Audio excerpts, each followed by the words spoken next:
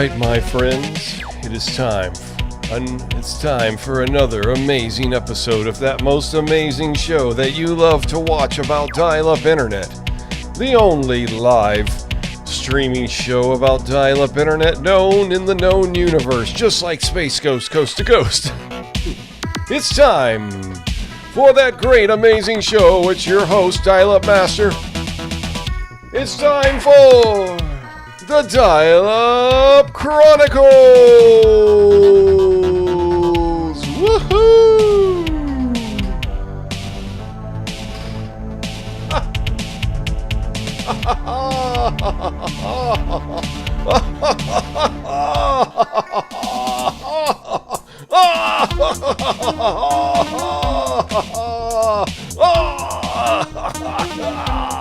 Welcome, everyone. Welcome to another fantastic episode of the Dial-Up Chronicles. It's good to have all of you here. Thank y'all so much for being here. Like, JotDot's like, no. 432 hertz, you're going to be here in about 20 minutes? That's fine. We're going to be here for a little while. What's up, Canadian Toast? Jackson Sanders, also known as Jack C. Oh shoot, I still haven't done that with that last episode. I just realized. Okay, I'll do it later. Steamy Lucas, welcome. Okay, I just put your postcards aside. Hopefully I should put those in the mail tomorrow for you. So I got them here to remind me to put those in the mail for you.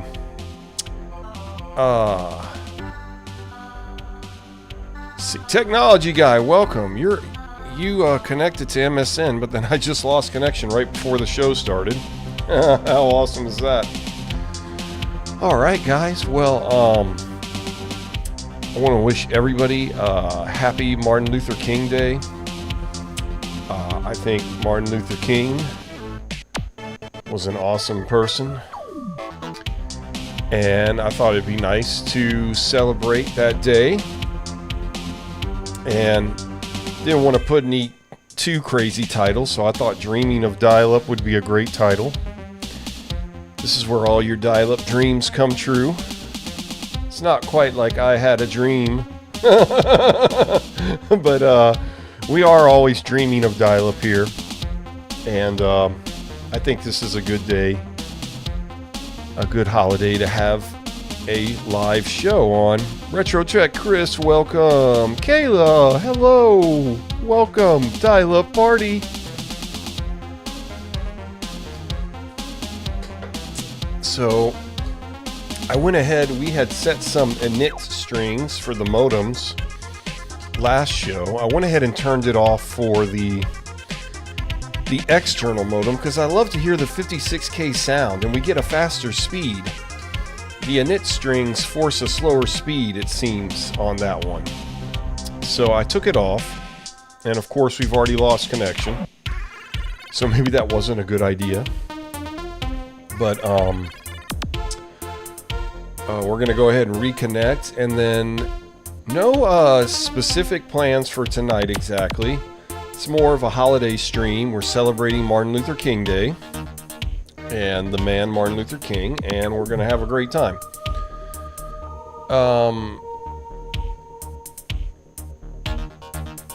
You were wondering why your mail didn't come today?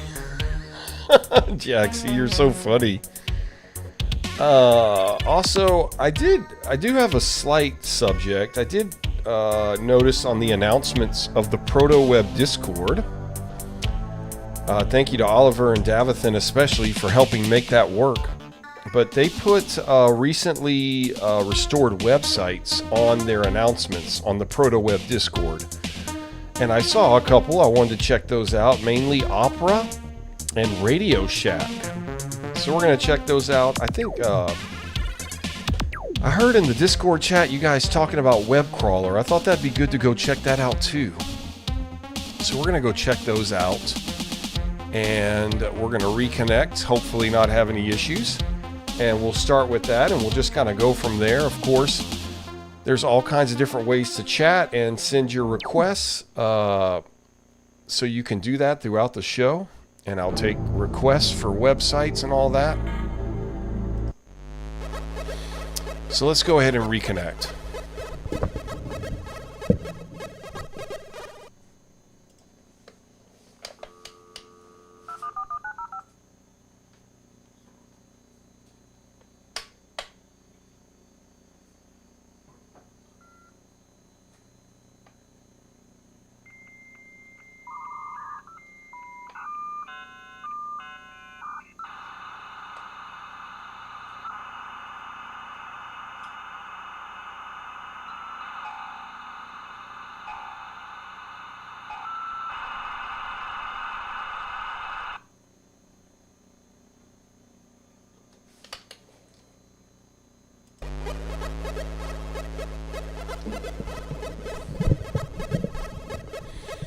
Okay, hopefully we're good.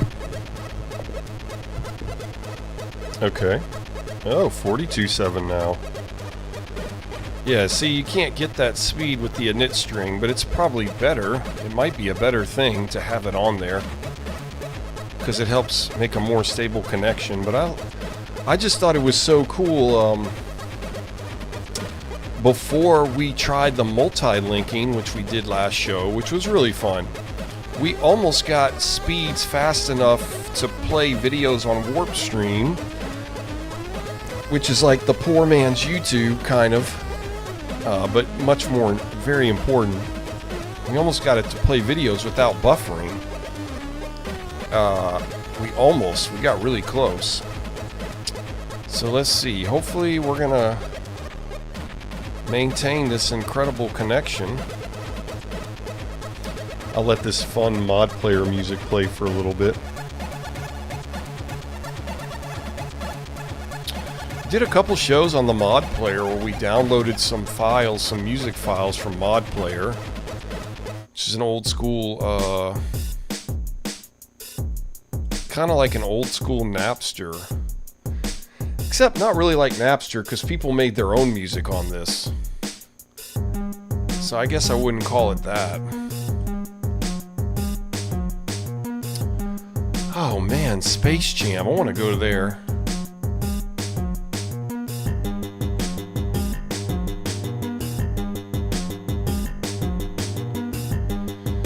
You know, I should start,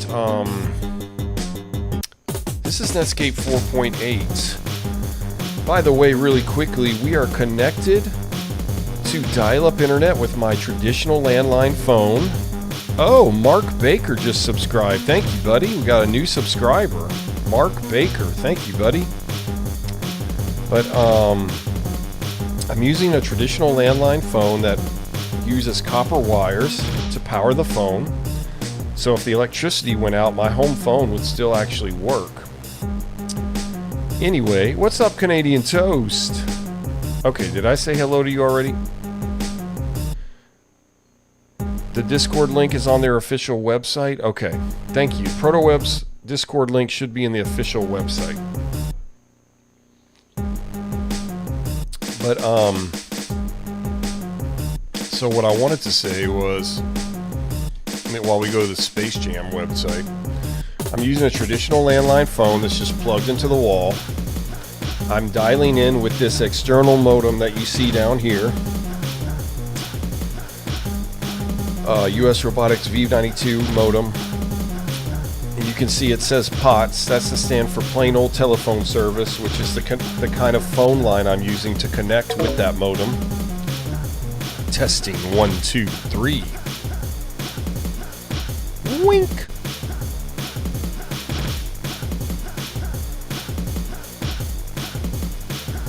And welcome to Space Jam.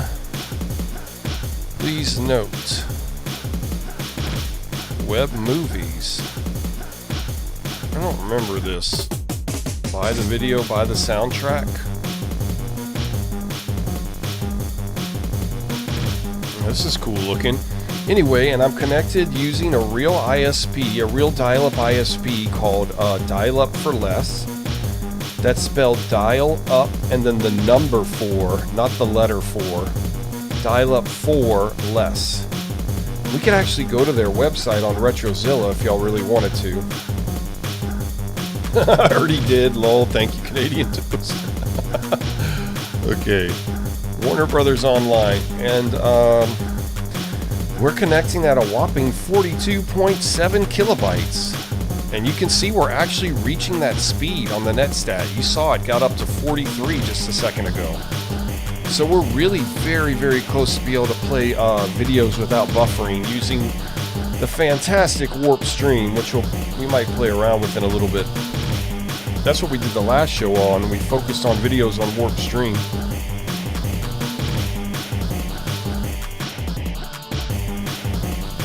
Thank you guys all for being here. Don't forget to like and subscribe if you hadn't already. I really appreciate that. And you guys are what makes the show alive. Show's no fun without people at the show, involved in the show.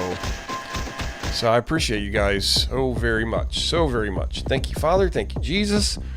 We got a good, healthy connection. So that's awesome. And we seem healthily connected to the actual dial-up internet, which is also actually awesome. Make sure in your settings, just in case, you have it set to 1080p. You should be able to watch the show in 1080p now. For the longest time, we were only in 720p, but now we're all the way at 1080p. Okay, let's see. Let me connect to all the chats. Let me get on AIM. You can send me links there and on MSN Messenger, which I have links in the description below to how to reconnect to those things.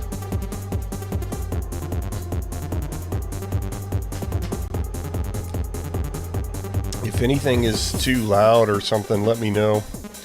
This music's a little bit louder than the background music, but it is really kicking and fun.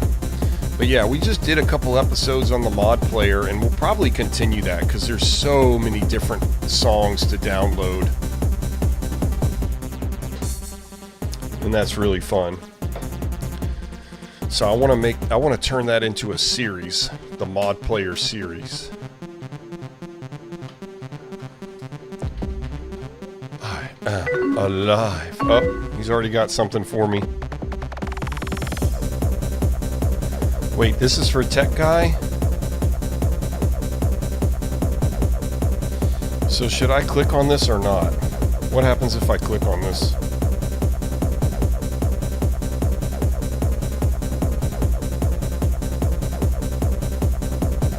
Whoa.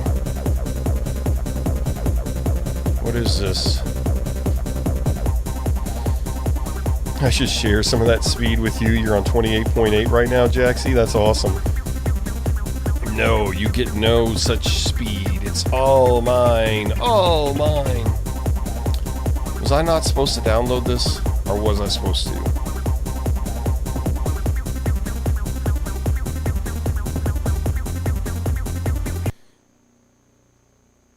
Uh-oh.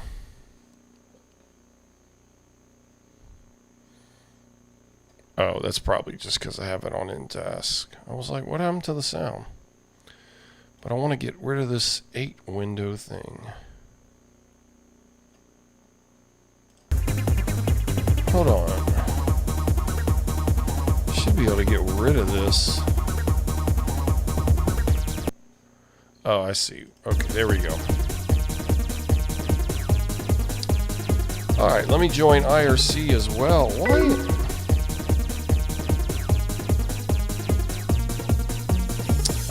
Oh.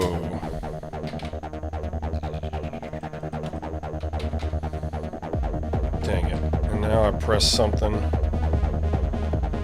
How do I do this? Oh, there we go. Okay.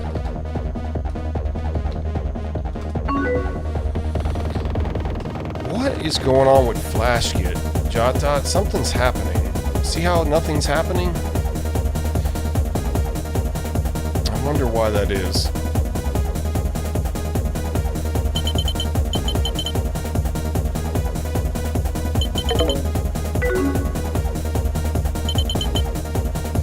Okay, we're connecting to IRC. I was downloading some of this earlier and it worked, but I hit start here and nothing. You know what I can check? I can make sure I'm connected to a direct connection. Okay, I am.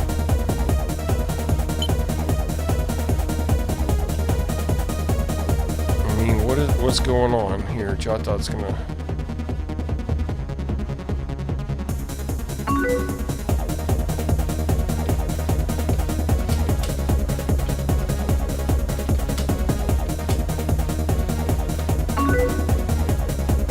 Yeah, something seems to be... FlashGet seems upset.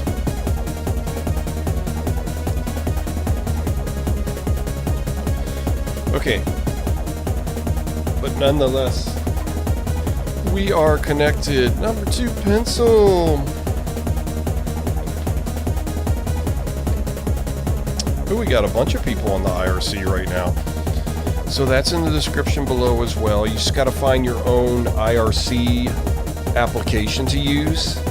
I have 2. I have MIRC and I have XChat right here.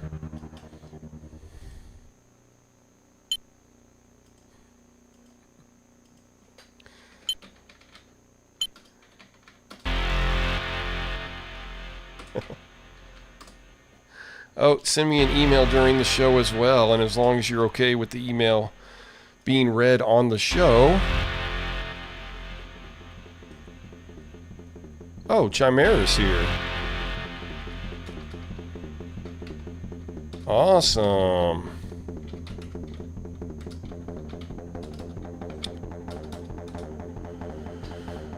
Okay, and access the mind. But see, I hit play and nothing's happening, JotDot. What's going on with that? You have any idea?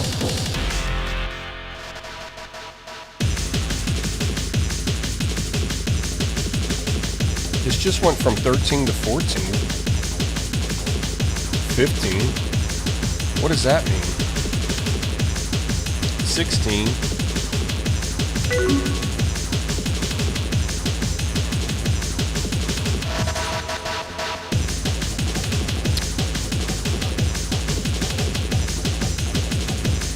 Okay, I got you. Good idea. Good idea, JotDot.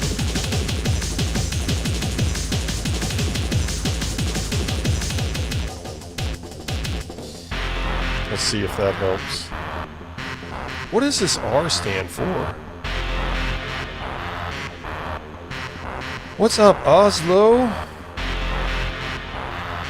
Where do I find my mods? S3MS, etc. That you're listening to right now? JotDot found that, and it's actually, I'll go to Internet Explorer real quick. I'll start another Internet Explorer.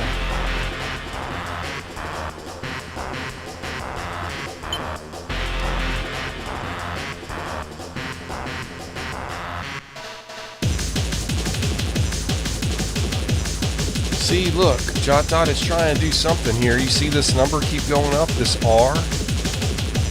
But we don't see anything here. 6. Just keeps going up. 7.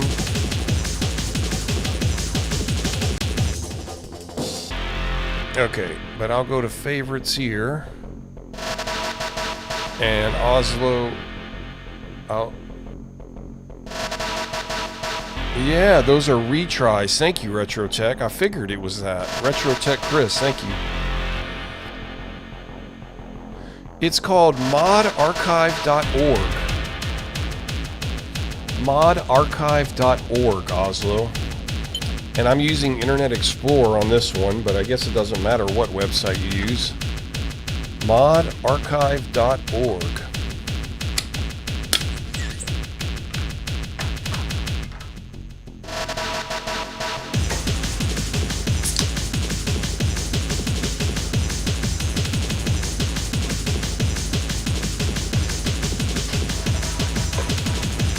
Okay, JotDot, thank you.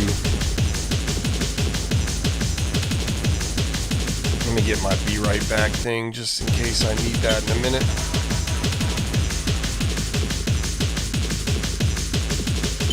Whenever I have to use the little boy's room. Okay, next song. Whew. That felt like a little bit much, huh?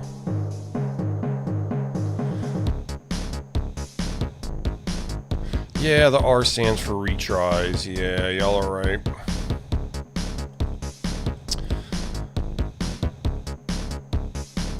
Yeah, retries. That makes sense. Looks similar to a torrenting client. Never thought about that. Oh, I had to get something there. Okay. Epic background music. Thank you. Mod archives rule.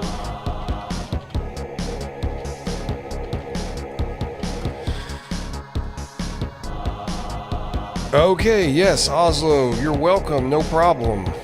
JotDot helped me with that, so I'm glad to help you. JotDot's my partner in crime, my partner in dial-up over here.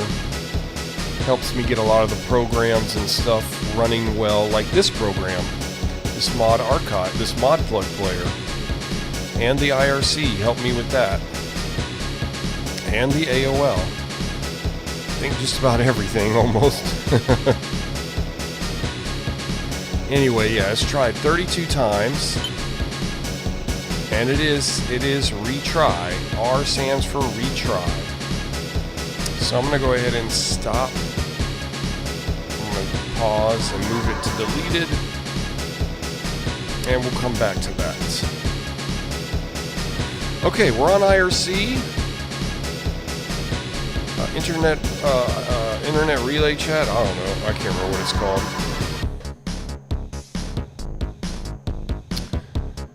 Sounds like a lighter version of Velvet Acid Christ. Oh gosh. Crazy.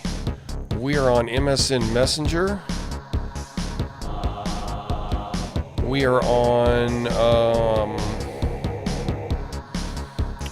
AOL Instant Messenger.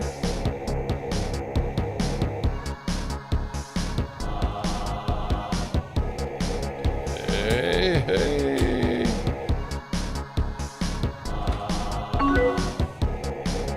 We're on it all, baby. Alright, and I have Outlook Express where you can send me an email, and that's at dialupchronicles@gmail.com. dialupchronicles@gmail.com. Alright, let's see if I get a huge mega email here. Got 2 messages. Hopefully with no private information.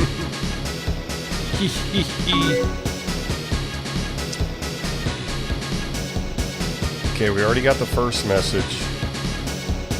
Second message. Look at that. Did y'all see the Netscape getting up to 43 kilobytes per second? Look at that. Very fast for us here at the Dial-Up Chronicles.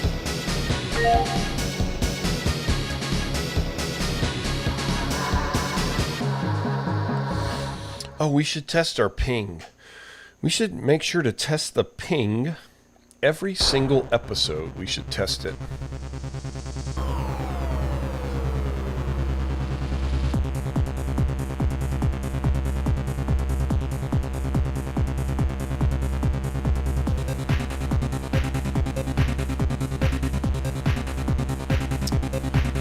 Okay, thank you, JotDot. Give me 1 second. I think this email is not going to take too much longer, so good job, technology guy. Remember, if we ever get a long email, you're instantly blamed. Even if it's not your fault, it's your fault. Technology guy, you still on winter break, buddy?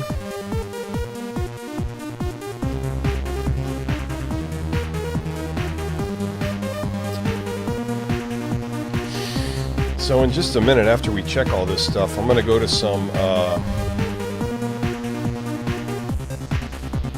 restored websites on Protoweb, which is a proxy that allows you to see older versions of websites or websites that don't exist anymore on their server. It also allows me to go to websites, to functioning older websites with, man, I'm glitchy tonight. What is going on?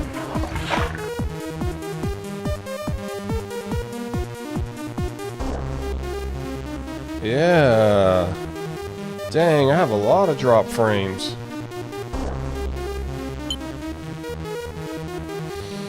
Says the stream is healthy, but something's wrong.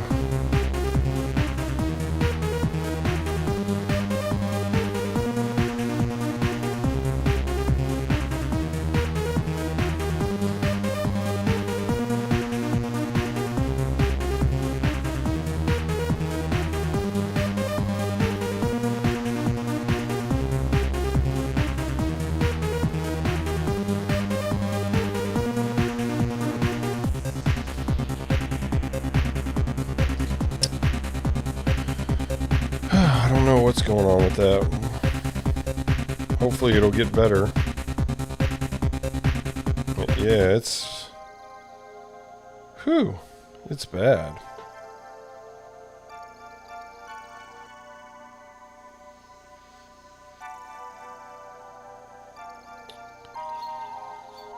Okay. Oh well. Alright, 2 unread mail messages. Okay, good. Emailing me from a Windows 98 virtual machine. Awesome. Oh, this was from last time. Skittleology. Oh, I wish Skittleology was here. I'll have to read this again later. Hello, Dial-Up Chronicles. I'm emailing you from a Windows 98 virtual machine using a Juno email. I know VMs aren't exciting and anyone can use a VM, but this is what I use for Protoweb, so it's fine, I guess. Anyway, that's all I want to say. Have a good night. Yeah, I know. I guess I don't mean to speak against virtual machines. I guess sometimes I sound like that because I have, I actually have old school hardware, which I take a lot of pride in. But it's also just a blessing. It's just like my wife's childhood computer that we happen to have. So, I mean, I think virtual machines are a great way. Dial-up turkey, Jaxie. This is the dial-up turkey music. Anyway, oh yeah, I am glitchy tonight, man. I don't know why. It's just the internet. Hopefully it'll get better. Okay, it looks like it's starting to stabilize, God willing. Okay. But, I think virtual machines are an excellent way to experience the older... I think virtual machines are an excellent way to experience an older type... To go back in time, let's say... To experience an older way of using computers and an older way of going online and to see older things on the internet, to get an idea of what it felt like to use the internet 15 years ago. And the cool thing about virtual machines is anybody can use them, like you said, Skittleology. So I think it's really important. I think virtual machines are very important. And eventually, most likely, for me to continue doing what I'm doing, I will probably have to go to virtual machines and all that kind of stuff. Like, nothing lasts forever. So I think virtual machines are very important to preserve history, basically. So I'm sorry, I guess I've spoken against it. It's just I take so much pride in being able to have older technology. All right. Retrotech's Chris's rig for tonight. How he's messaging me on MSN and AOL Instant Messenger. Let me save this. Awesome. Let me open it up. Let's check it out. So Retrotech Chris is using this setup here. What was it called? This is a, wait, I thought it said in the title what it was. What are the specs of this, Retrotech Chris? But he's using some kind of older laptop. Oh, it's got a little card in there. Is that how it gets onto the internet? Is that a little Wi-Fi card or something? Anyway, Retrotech Chris is using this laptop to send me messages on AOL Instant Messenger and MSN Instant Messenger. Okay, Compact Armada. I thought it said that. Oh, it does say that. It says it right here. Compact Armada 1750. Pentium 2. What's up, R. Fratelli? Welcome to the Dial-Up Chronicles. Thanks for being here, buddy. I find virtual machines easy to test old operating systems before trying it on real hardware. Okay, that's smart. Okay, I like this so much, I think I'm going to make it the wallpaper right now.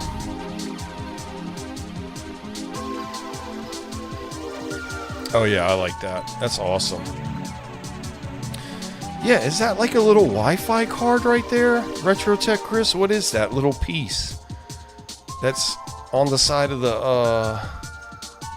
Armada, the Compact. I love Compact. There's a really awesome documentary about Compact on Amazon Prime. It's called like Computer Cowboys or something like that. Computer Cowboys. Okay, it is a Wi-Fi card. That's what I thought. It's a Wi-Fi card. That's so cool. Okay. All right. So it is a Wi-Fi card. Wi-Fi card is a Cisco AeroNet 350 PCM CIA card. Okay. Okay, now finally, the great strategy. You're listening to this wonderful music thanks to the Mod Plug player and the Mod Archive that you can go to. Oops, wrong one. At any time, right here, the modarchive.org. That's modarchive.org. Okay, my friends, JotDot, my partner in Dial-Up, sent me a zip file to download that I use FlashGit with. Thank you to JotDot. And this, why does it go here? Why does it go to this? Okay, whatever. Anyway.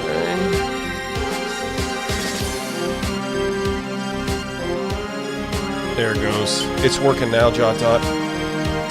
Oh, let me check IRC. But anyway, technology guys sent me a picture, and this is going to look better because JotDot compressed it correctly. Chimera, you just sent a test email? Okay, I will check that.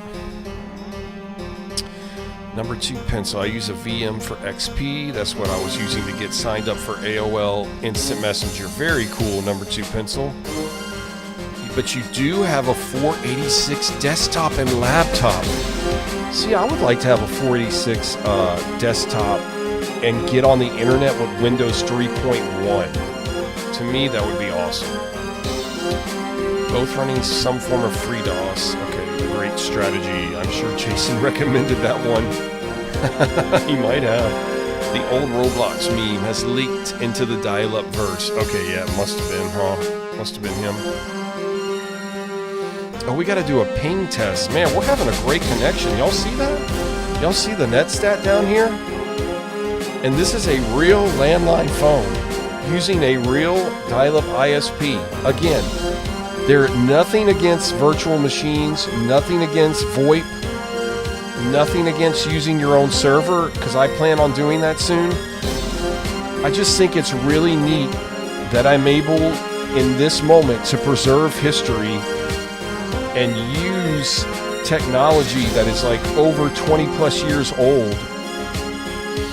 So basically modeling what dial-up internet would have been like 25 years ago as authentically as possible. as authentically as I possibly can, I'm showing you dial-up internet from 25 plus years ago. And that's why I think it's so cool that I'm lucky enough, whatever you want, however you want to say it, to still have a traditional landline phone and have access to a real dial-up ISP. I guess we all have access to the dial-up ISP. It's a traditional landline phone that not everybody has access to anymore, unfortunately. And in fact, once I move, I will no longer have access to a traditional landline phone. If and when I ever move, AT&T will not provide me a landline phone again, so that'll be that. Alright, let me open this zip file up. Thank you, Jason. Thank you, JotDot. Golly.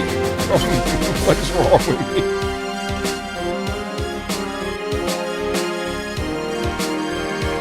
IRC. Oh, Skillology is here.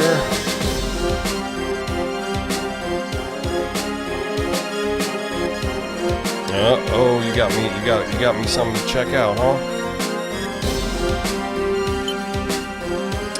Oh, this is that video you uploaded, right?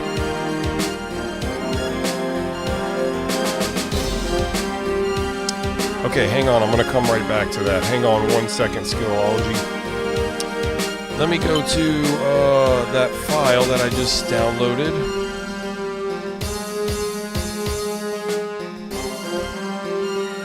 Okay, I moved everything around, so I'm having trouble finding stuff.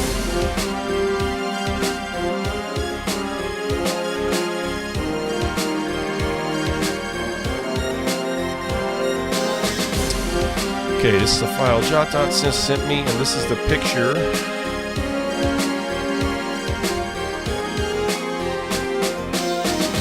We have an error. Bad or unrecognized image header. Bad or unrecognized image header. Let me try it one more time. Look, you can see it right here. It looks fine. There's the image.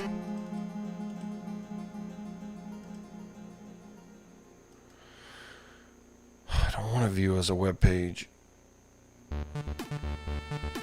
Yeah. Okay. Bad or unrecognized image header. Okay, but there's the image. It looks perfect right here.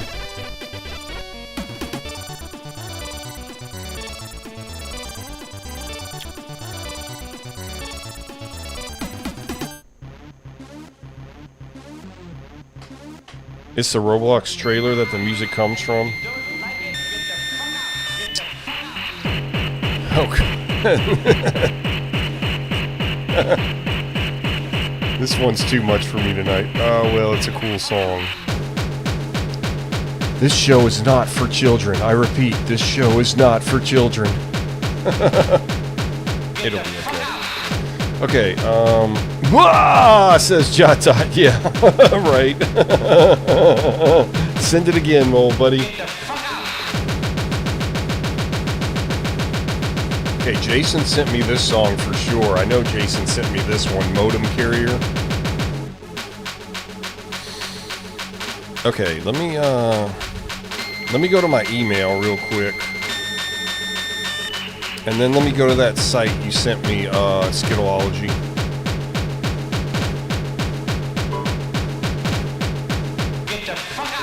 It should work when I need to show it as desktop? Okay. Okay, thank you, JotDot. Oh, Chimera. Okay, cool. You've been burger pinged by Mr. Chimera. Wait, is this the burger guy? Are you the guy that made that crazy video? Wait, let me reply and see.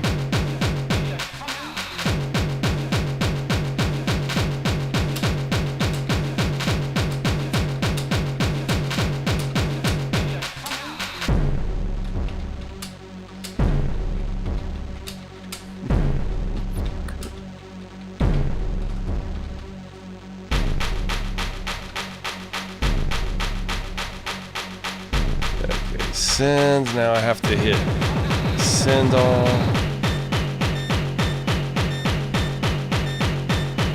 Oh, I should do a ping real quick. No, you have to say it in an email, not on IRC. No, I'm just kidding. This is a great song, says Jaxie. Uh-oh, it's having a little trouble here. This should be really easy. Uh-oh. Hope we're not having an internet issue.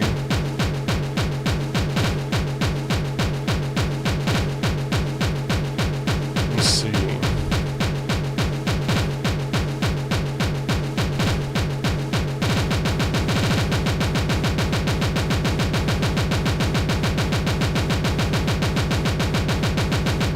Oh, there it goes. Man, it's having some trouble. Took a second there. Seems like sometimes to get something else to work, you have to like load a website. Like when I started loading that website, then it worked. Okay, let me go back to IRC now. You told me. Forgetful mind. Full of deadly toxins. Okay. This is kind of cool. I can use the mod plug player for my background music instead of the... I mean, I like my background music too, but this is kind of fun. I don't want to do it every time. Full of oof. Okay. Wait, I need to go back to IRC. I need to open this. Wait, where's the site? Okay. I want to open in a new browser. Yeah. Wait, I don't want to do it like that. Hang on. Oh, look. What does this say? I'm just curious. You are not connected to Protoweb. Warpstream is only accessible through the Protoweb proxy. You know, I need to do a show on that where I use Internet Explorer 6 for Protoweb and set it to the proxy and do it with different browsers. Instant Paint Shop Pro. What's up, Emily Test Account? Yeah, this is the Emily Test Account. Testing. That's a cool name. Install Paint Shop Pro.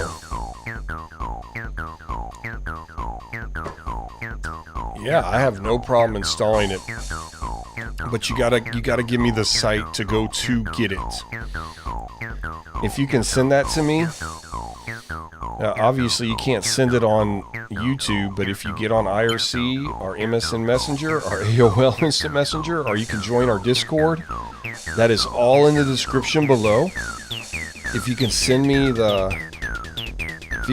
a link to get to the file that I need to download Paint Shop Pro, I can do it. Or somebody else in the chat might be able to send that to me as well. Jason or JotDot, our technology guy, might be able to find that. Okay, so what I need to do, so I'm not going to do that tonight. So I'm going to copy this. I'm going to get out of that. I'm going to go to Netscape Navigator 4.8 where I do have Protoweb set as a proxy. I'm going to take this out. I'm going to hit paste. Ace Ventura. JotDot, you have it. We can add it to the to-do list, the ever-growing to-do list. Okay, thank you, JotDot. How many megabytes is install Paint Shop Pro? I mean, how many megabytes is Paint Shop Pro, JotDot? How long would that take if I did it on dial-up? Okay, the music that was titled "The Great Strategy" was the Roblox trailer. Okay. What is this? Okay. Here we go. Okay, let me pause the mod player for now. Let me just stop the mod player. I think we're done with it. Okay, about this video. Roblox is an online world for children. Okay, I'm just going to turn on the background music. I'm actually going to pause this. Is this a really long video? I wish there was a way. I can never see how big the video is. Like, where does it tell me how big the video is? Look at that NetStack getting up to 43 kilobytes.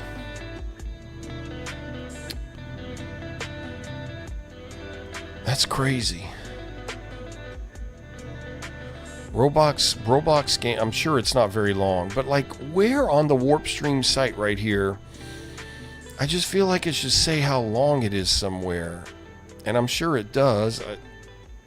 I just don't see it. Okay, I bet we can play it now and maybe not get any buffering. We'll wait like 15 more seconds. It's almost 6 minutes long. Goodness gracious, Skidology. Okay. I'll let it load for just a little bit longer, but it shouldn't take too long. Guys, thank y'all so much again for being here. I'll say this one more time. Don't forget to like and subscribe your favorite and only live dial-up internet channel. Thank y'all so much. Thank y'all for being here. Y'all are awesome. It's been awesome to have you guys be here consistently like this. It's been great. And I've been here more consistently too, so we're working together to continue the lineage of dial-up internet, to bring it to our sons and our sons' sons and our daughters' daughters' daughters.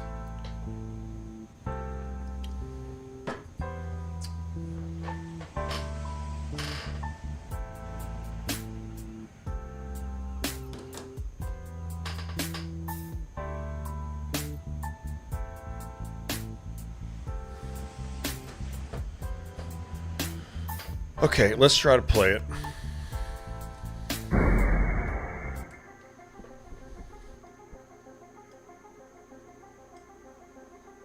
Okay, this is a Roblox trailer.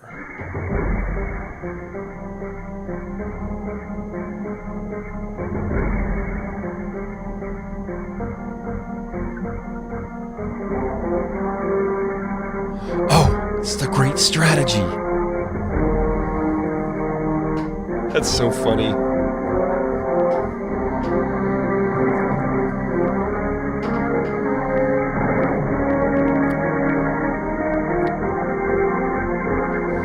Let me show you all the side view on the monitor. Just for fun. I'm still here.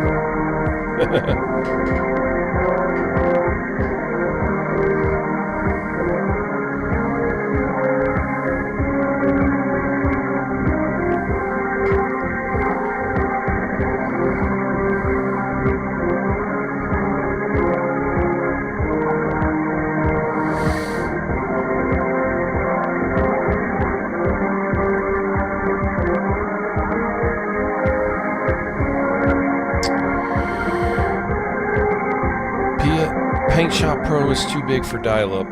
Oh, it's like the Sonic and Knuckles download? Golly, okay. This channel is not just for a bunch of nerds, Jaxie. It's for the entire populace of incredible people that love dial-up internet and other nostalgic things. We are greater than nerds. Remember the movie Revenge of the Nerds. We are amazing. Emily says 20 years and no change to default player model? That's right. We don't change anything here. I remember downloading it on Modem, but not so much a stream it thing, yeah. yeah. Streaming the downloading of Paint Shop Pro, that would be fun.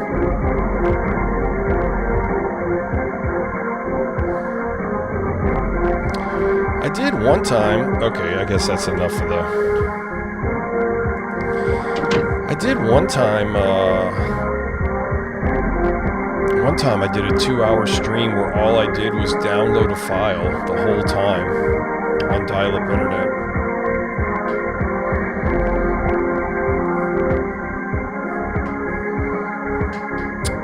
Let's see. I'm hoping it doesn't buffer at all. Like it shouldn't have to buffer.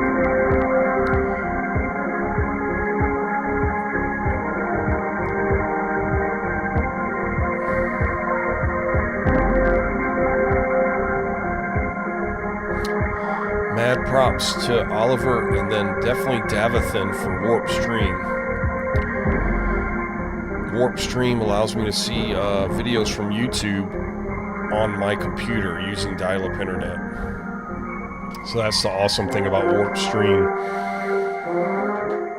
And you have to use Protoweb for that. Yeah, the default player is like a bacon hair or something.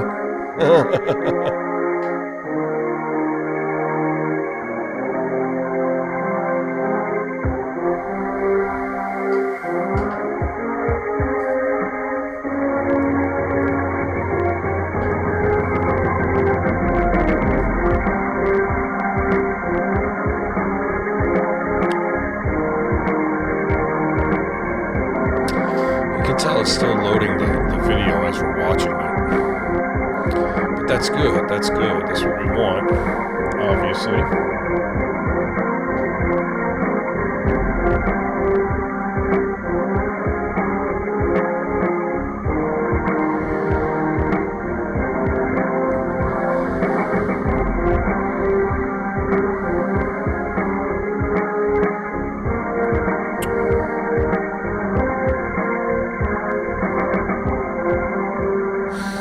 So this is Roblox. This isn't Minecraft, right? Or they're not related, are they? Roblox and Minecraft? I played Minecraft like one time. I don't think I've ever played Roblox.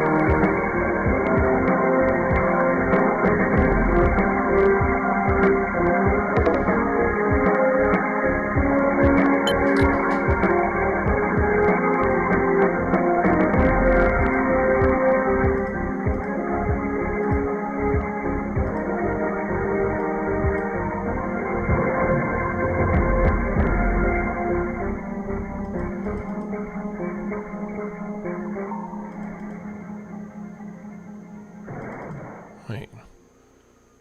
What? dialupchronicles is a Roblox gamer confirmed. What happened to the music? Oh, it must be over. Adventure awaits. Roblox.com. Buy it for free. I wonder if we try to go to Roblox.com. Later, number 2 pencil. Dang, I didn't get to tell you goodbye. Okay. Alright, we'll go to the regular background music now. I cannot believe you loaded a Roblox video over dial-up. I know, JotDot, it's a great connection. And I'm not really sure what happened. We're not doing anything differently. So, I don't know. Maybe some repairs were made that I didn't know about. Maybe Dial-Up for Less did something with their ISP.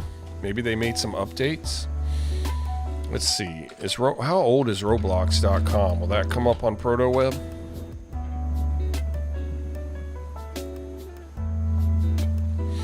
Okay, this isn't restored yet. Let's see. What if I hit... see if we can get an archive version.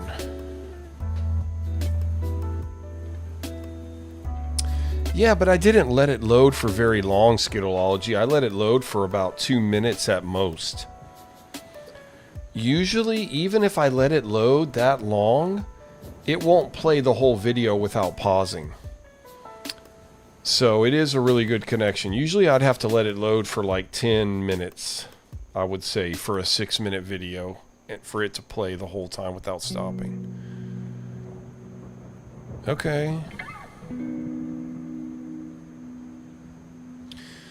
This won't work, obviously, because this is archived. This isn't restored. To get started, simply choose a character and visit somebody's place.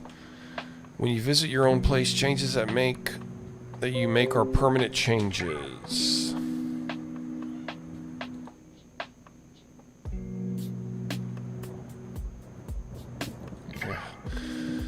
Consult the developer section. Oh, we lost connection. Dang. Just when we were talking about how great the connection was. Okay, no problem. The good thing about the init strings that we did on the last show was that, like, if I'm connecting to the serial port, Modem Fairies fixed it. If I'm trying to connect to the serial port or something with the external modem, then the init strings are good to use for that purpose. So I saved it in a note here on the computer. Alright, well, we're going to have to reconnect everything.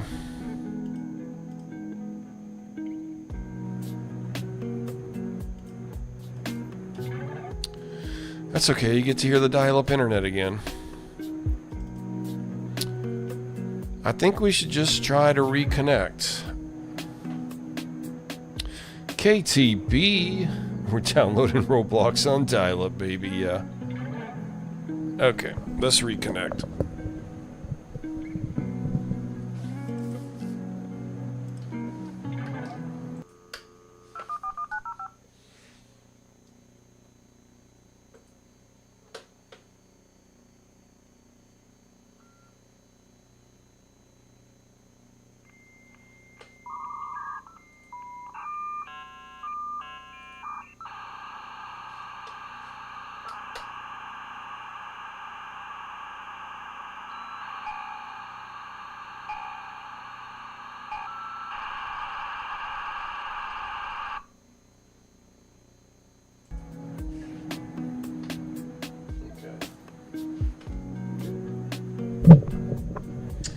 Okay, hopefully that was just a slight hiccup. I'm just connecting the same way. I'm using the same ISP. I'm using the same phone line, the traditional landline, and I'm using the same modem, as you can see on the camera at the top left, where I have the modem here. So sometimes it just disconnects. Okay.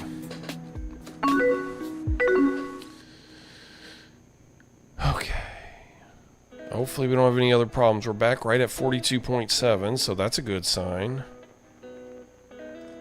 Okay. We are back.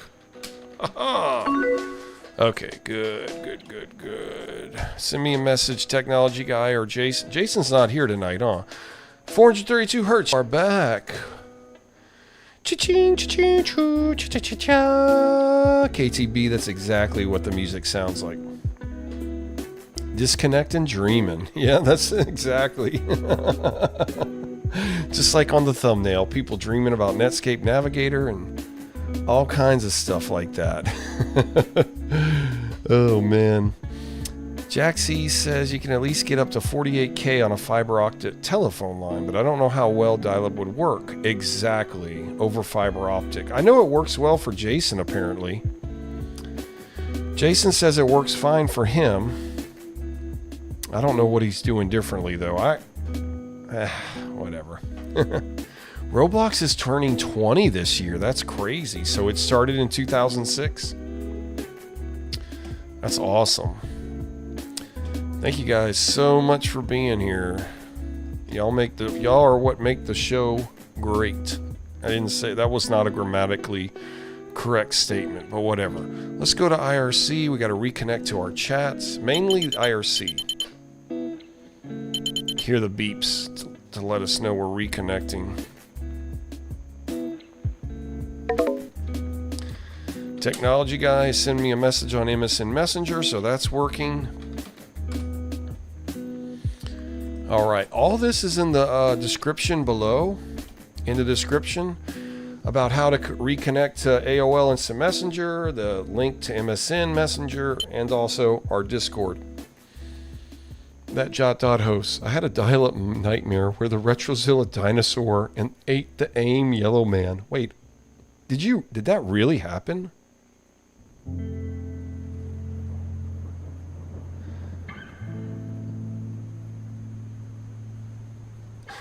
Yeah, Internet Download Manager, it does still exist, Emily. It depends what browser you're using.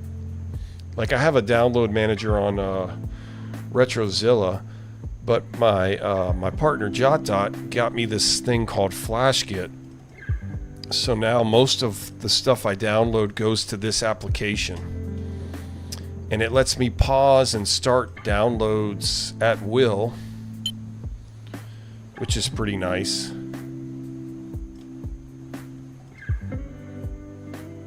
So like this file that's like 8 million, or whatever it is, some huge file that I'm never going to download in a day or two. I can continue downloading it over a period of days, months, years. Anyway, look at that beautiful, consistent tower there. You know what, guys? I'm going to take a quick break. I will be right back. Y'all are awesome. Y'all watch this beautiful file download, and I'll be right back. Don't go anywhere. Don't go anywhere. Don't go anywhere. Don't go anywhere. Don't go anywhere.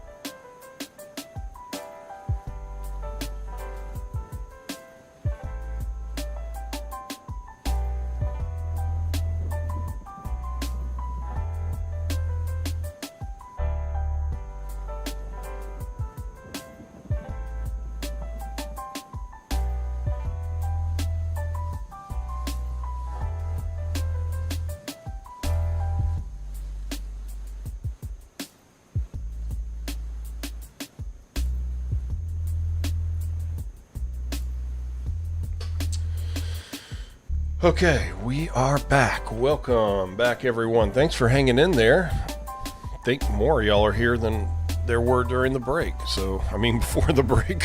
So awesome.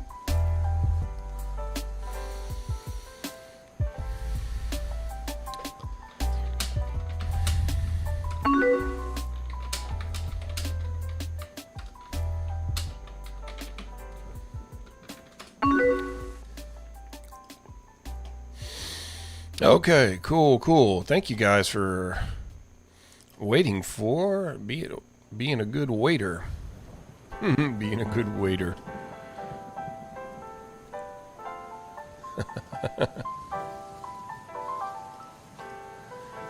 Okay, technology guy sent me an advanced file. Let's see.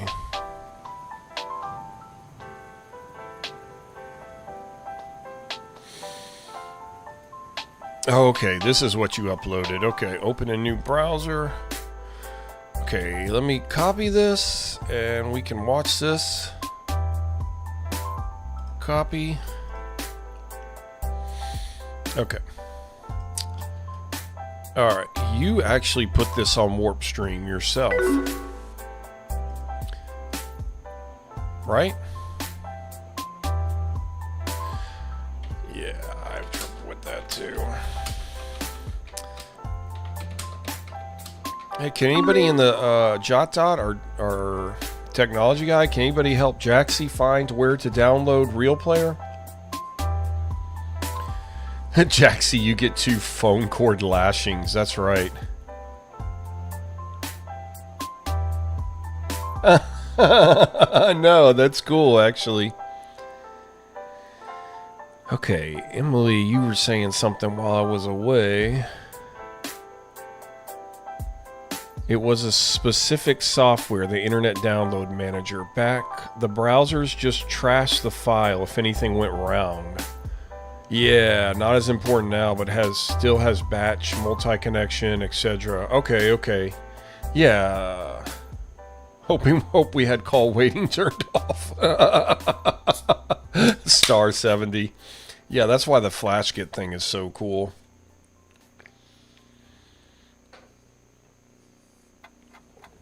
Multi-connection, pointless on dial-up, but was good with early broadband. Okay, yeah, dial-up lashings for you. Dial-up lashings for you, Jaxie. Okay, I'm on Netscape Navigator 4.8, but I'm on a proxy, just real quick. If anybody hasn't seen this yet, I go to Edit, I go to Preferences, I go to Advanced, I go to Proxies, I go to View, Manual Proxy Configuration. For HTTP, FTP, and Gopher, I type wayback.protoweb.org and I just put 7851. Now, you can set this to different numbers.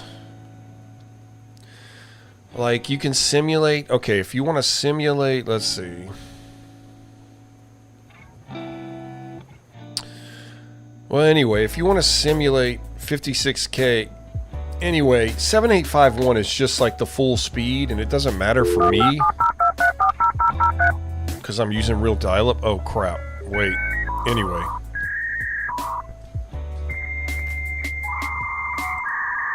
Sorry.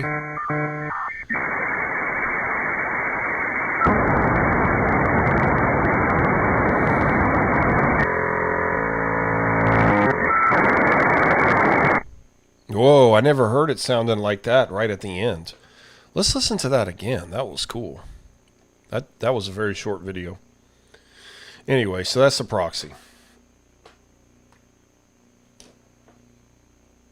Turn the background music on for a second. Let that... That had no buffering, but that's because it was a very, very short video. Oh, yeah, Jaxie. JotDot put a bunch of files on our website, dialupchronicles.net. Just go there. Just go right here to whatever. Go right here to dialupchronicles.net and go to Windows 98 stuff, and you'll find it.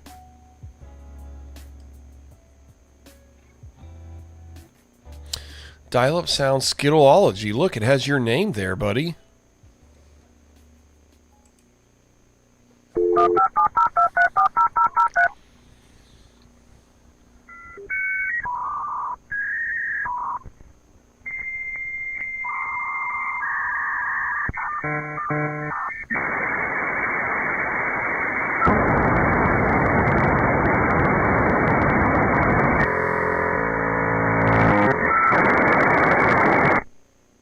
Okay, so that's what my modem's supposed to sound like. Except I would argue at the very end, I don't know. That very end sound, I'm not familiar with that sound. That's new to me. Okay, we're on IRC.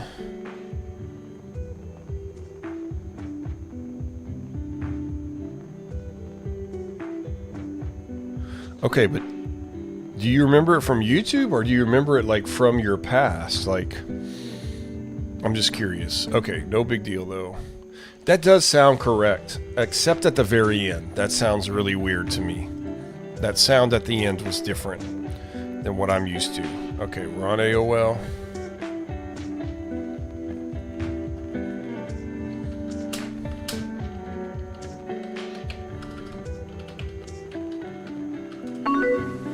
Yeah, you should find it there, Jack. See, we're on MSN.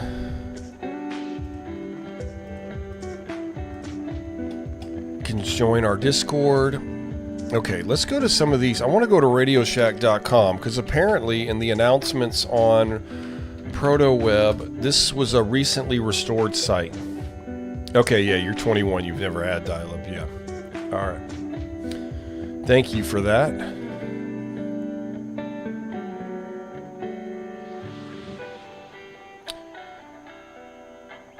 Yes, you're going to be whipped with the telephone cord. Yeah, an RJ11 flat cord. It kind of looks like a whip, that's right. That's what a dial-up lashing is. Yeah, it's not too late to use dial-up. Well, Skittleology, I'm sure you've used some kind of form of dial-up with your virtual machine, am I correct?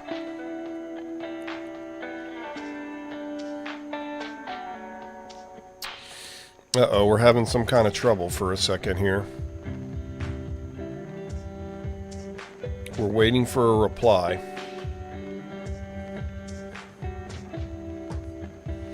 Let's see, it says they just restored this site in their announcements.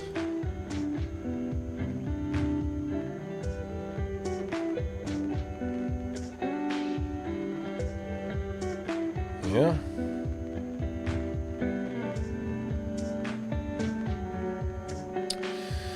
Okay, I'm sure it's just something going on with my internet connection, my dial-up internet connection, I guess. I don't know.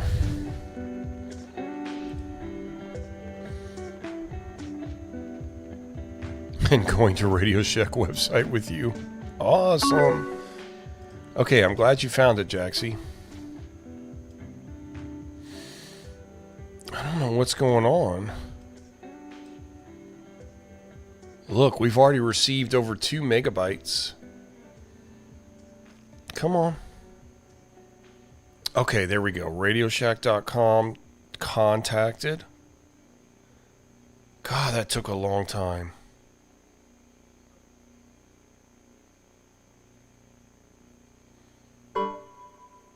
Uh-oh, a network error occurred. What?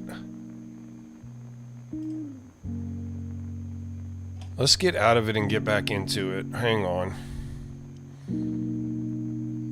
Something weird happened.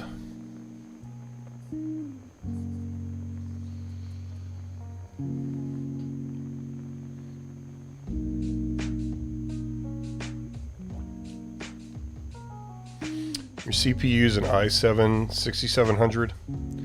Use mostly virtual machineware. Your computer isn't like 86 box. Okay. Oh, Protoweb just totally froze up for you? Okay, so maybe Protoweb just glitched for a second. Alright, let's try again. Might have just had an issue. There we go. Okay. It's happening. RadioShack.com.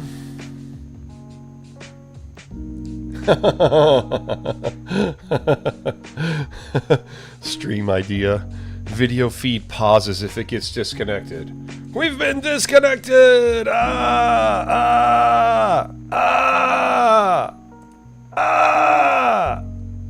No more video!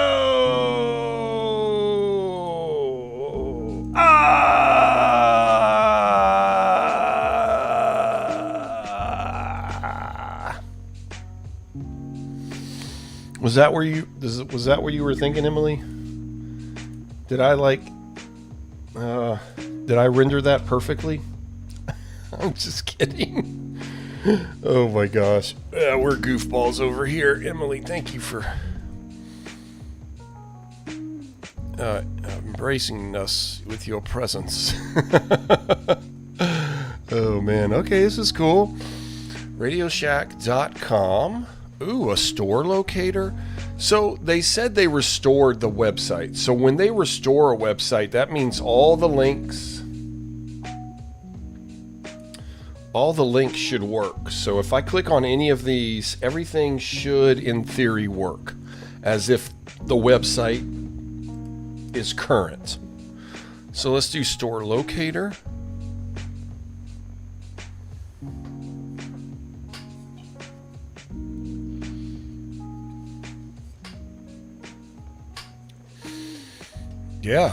Yeah, so here it came up.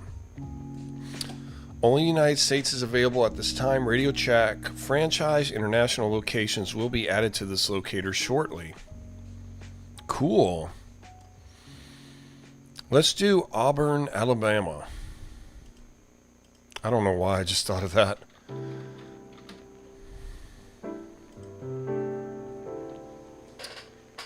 Let's see. Excuse me. No, okay. Alright, well. See, now, is that...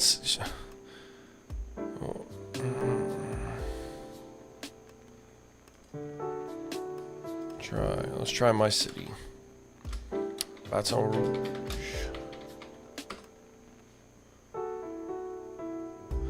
Okay, so that part doesn't work. Okay, so they can only go so far with this, with restoring old websites. Let's click on future activities. I want to start doing a show where I just focus on one old website, or one website that is good for dial-up internet. There are still a couple of stores, JotDot. That's awesome. I remember going to Radio Shack as a kid. I know Steamy Lucas, if he's still around, he remembers going to Radio Shack as a kid. I'm sure he loved Radio Shack, right? I liked Radio Shack too. It was cool. CRT cam. Yeah, KTB. CRT cam. Oh, CRT cam. Yeah. I've got cameras everywhere now. I love it. I got a camera down here on the modem. I got a camera on me. I got a camera for the CRT. I just love having cameras everywhere. I love it, man. I want more. I want more cameras. It's an obsession. I've heard that people, once they get a tattoo, like they can't stop getting tattoos. Like getting tattoos can also be an obsession. Anybody here have a tattoo? Radio Shack is committed to providing you with up-to-date and entertaining information through the web. Full catalog browsing and ordering. Okay. I guess this will just take us back home, right? Yeah. Okay, let's go to contacts. Still cool to have the website. Okay, so not all the links work yet. Press releases, no. History and information. Looks like this is... Okay, cool. I loved Radio Shack until they tried to be a phone store. That's what killed it. Oh. I didn't realize that. I just remember them dying off. I didn't keep up with Radio Shack enough. I just remember like me and my friends going, like my friend would need a very specific like wire or something from there that he wanted because he was more tech savvy than me. And I just liked being in the store. Skitology in Canada, all of our Radio Shacks were replaced with the Source. And then I just looked up that all of those stores just got replaced with Best Buy Express. Oh, good. Oh, it turned into a cell phone store? Really? Radio Shack? I didn't realize that. I guess by the time that happened, I pretty much never went to Radio Shack. That was something I remember riding my bike to as a kid, I think, with my friend. I'm on Radio Shack too, but looking at different sections of the site. Kind of like we were both at Radio Shack browsing the store, but I am in a different section of the store. Haha, Jaxie, we're at Radio Shack together, buddy. Woohoo! That's funny. With locations in virtually every mall and community in America, Radio Shack is perhaps the ultimate convenience/service store for consumer electronics and computers. The stores carry a diverse mix of audio, video, security, and computer products, but their real strength is in hard-to-find products. This is what made Radio Shack great, such as cables, connectors, jacks, batteries, and various electronic parts. That's what made Radio Shack Radio Shack. Radio Shack is the place America goes for answers to everyday questions about electronics, and America has questions. The division is poised to continue its upward trend. Radio Shack has a new look image for its advertising, packaging, and store design, highlighted by a clean, easily identifiable new logo. New alliances with leading name brand vendors, including IBM, Primestar, and ATD, bode well for even greater customer awareness and acceptance. I want to thank, I hope he doesn't get mad at me saying this. Goes by the name of Dark Taker 1990. Was apparently the guy that restored this website. Thank you, buddy. Thank you for doing this. You get a shout out. Hey, PMTK, yeah. This aspect ratio is basically 4:3. It's as close as I can get it on OBS. Yeah, I guess you haven't. Have you seen the new setup? What's up, PMTK? Good to see you, buddy. How you been?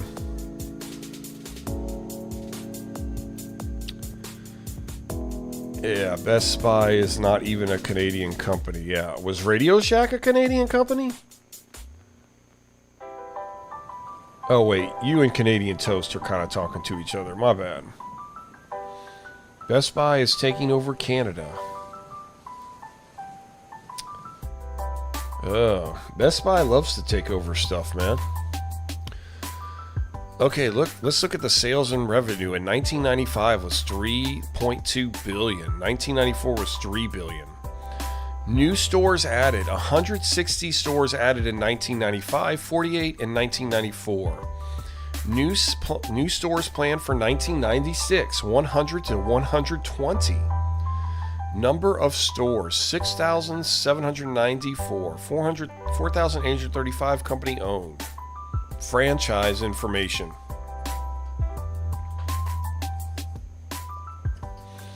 You know, I didn't understand franchising for a long time. But basically the idea behind franchising is like, you buy the building, you follow all the rules that Radio Shack wants you to follow, but they provide you the distributor. And you order all the stuff from that distributor. You do all that stuff. Like basically the person that actually owns that Radio Shack pays for everything. And then they get the privilege of being a Radio Shack by paying a certain percentage of what they make to Radio Shack Incorporated, whatever. But that's how franchising works in a nutshell. It's basically like one guy investing a lot of money in a building and buying all the supplies and paying a certain amount to Radio Shack, but getting the privilege of being called Radio Shack. You know, that's what it is. Because it says Radio Shack, people are going to go. So that's why people did that. Bell bought the source after a while. Huh. Bell. All right. Y'all are kind of having a conversation with each other in a sense, huh? This is like out of my sphere. Yeah, Radio Shack wasn't Canadian, but it was still in Canada. Hey, come over here and help me pick out a new security system. Okay. Let me go there. Let me see. I wonder if this franchise information will come up. I just want to see if any of these things hang on. Oh, look. Yeah, let's start let's be our own franchise. Let's start a business, y'all. Let's do it together. Let's send a mail to 1 Tandy Center, Fort Worth, Texas. Here's the number. I should call it, huh? Tandy Corporation. That's who owns Radio Shack. Largest consumer electronics retailer. Radio Shack, a division of Tandy Corporation. Look at this, see? Your fee is $5,000 initial dealer fee. Estimated capital requirements, $50,000 to $75,000. Yeah, dude, they put it all on them. That's what's the cool thing about like being able to franchise yourself out, because you have nothing to lose and everything to gain, in a way.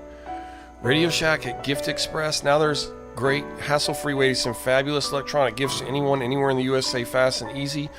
Our exclusive Radio Shack Gift Express will wrap, pack, and send your gift anywhere in the country via UPS delivery service for just $4 plus shipping and handling. Sales tax will be added to your order according to the state of gift delivery.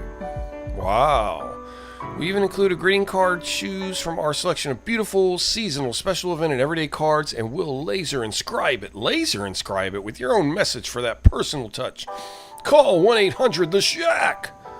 Radio Shack Gift Express takes the headache out of sending gifts. No wrapping to do, no trips to the post office or long lines.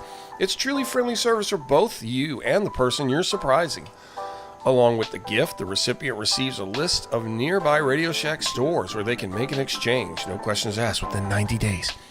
Pick up batteries and accessories and even get helpful information on how to get the most out of their new electronic present.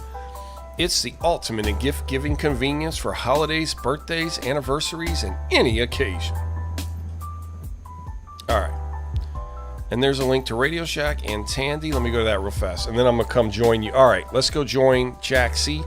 He's in another part of the Radio Shack store. Let's go hang out with him.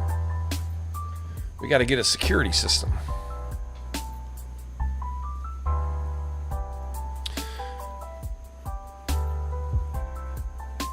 Whoa! Spirit Halloween is 40-60 split. So every sale you get 40%? And you have to give them 60? That's ridiculous.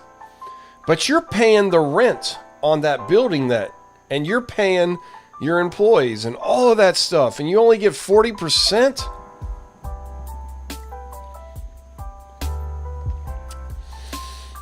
Call it on VoIP, lol. Yeah. Because I could call with my VoIP phone line while I'm on the internet with my traditional landline.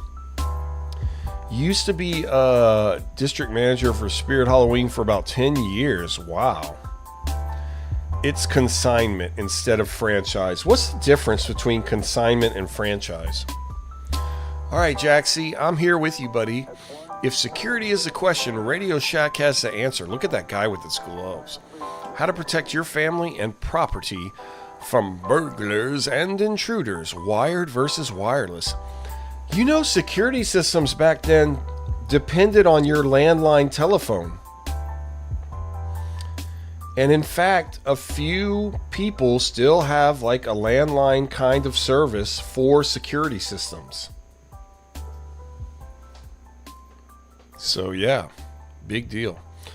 Wired versus wireless, monitored services and accessories. Let's go to wired versus wireless. Oh man. So some of these other links won't work after the initial link. Thank you guys so much for being here. I appreciate you guys. Appreciate y'all so much. This is the only live dial-up internet show in existence as far as I'm concerned. Okay. You can reduce your chances of being the victim of a burglary. Recent statistics indicate that a burglary occurs somewhere in the U.S. every 11 seconds. Golly, so how many burglaries happened just now during this show? That sucks, man. That is awful. Burglary is no longer confined to large cities. It's common in suburbs, small towns, and other areas once considered safe. This sounds like a whole scare you kind of thing. Like, let's scare you into getting the security system. Yes, KTB, the old pot security system still on the wall in your house. Yeah, exactly. It was attached to the traditional landline. Now security systems are all internet connected. What happens though when the power goes out? See, that's a big thing. So I guess you have some kind of battery backup for that now. That's how that works. You gotta have a battery backup. A first step is to make sure your home's doors and windows have good locks. Other ways to fight burglary are adding lights, trimming bushes that hide windows or doors, and organizing a neighborhood watch group. Let's organize a neighborhood watch group, guys. Hopefully no dial-up modems got stolen during this show. Yeah, I kind of doubt that, Jaxie. I think we're okay on the dial-up modems. Oh, you guys are awesome. Okay, for the best possible protection and peace of mind, you should add a home security system or improve your system if you already have one. Or improve it. Even if you have one, go ahead and improve it. And improve it with us at Radio Shack, because we're the best. Man, that's the total scare tactic. It's awful, man. Yeah, network neighborhood watch. That burglar is gonna glove us. Oh man, y'all are funny. Yeah, new internet modems have batteries in them. Yeah, so you still have the internet during a power outage? Really? Just look at the new Rogers Xfinity modems. Okay, if the power goes out in my house, I do not have internet. So I don't have that. I don't have that. That's cool that you do, though. That's good. It needs to be in every modem. But if the power goes out, my landline, I could still make a phone call. Generally. One time I couldn't very well. It was like it got noisy. But if my power goes out, my landline still works. Radio Shack offers a wide selection of security systems accessories to expand existing systems. Yeah, yep. Even if you have a system, go ahead and expand it with us. And security enhancing products such as timers, outdoor floodlights, and automatic phone dialers. Ask the experts at our store for assistance and see the Radio Shack catalog. Oh, we need to check out the catalog, Jaxie, huh? Let's look at wired versus wireless. Are these going to work? Oh, yeah, it's going to work. Yeah, I like that. I like that network neighborhood watch. I love that. You don't have that either? But apparently they're starting to do that. Skitolology is what you're saying. Okay, well, that's awesome. Radio Shack sells the two primary types of security systems, wired and wireless. Usually one type is best suited to your home or apartment and the amount of protection you and your family need. Wired. Wired type security systems consists of permanently installed sensors, wiring, a siren, and a control unit. The big advantage of a wired system is that it's easier, and usually more cost effective to adapt it to your home size and layout. You can expand with more sensors, sirens, a smoke detector, and other devices. A wire-type system is best if you plan on staying in your home. It's not as readily disassembled to take with you if you move. Okay. Okay, I got you, Skidology. That's awesome, yeah. They should. Everything needs a battery backup. If you're a business, if you have a home phone with fiber optics or VoIP, you need a battery backup. Internet, you need a battery backup. So you can still go on the internet with your phone or whatever. Yeah.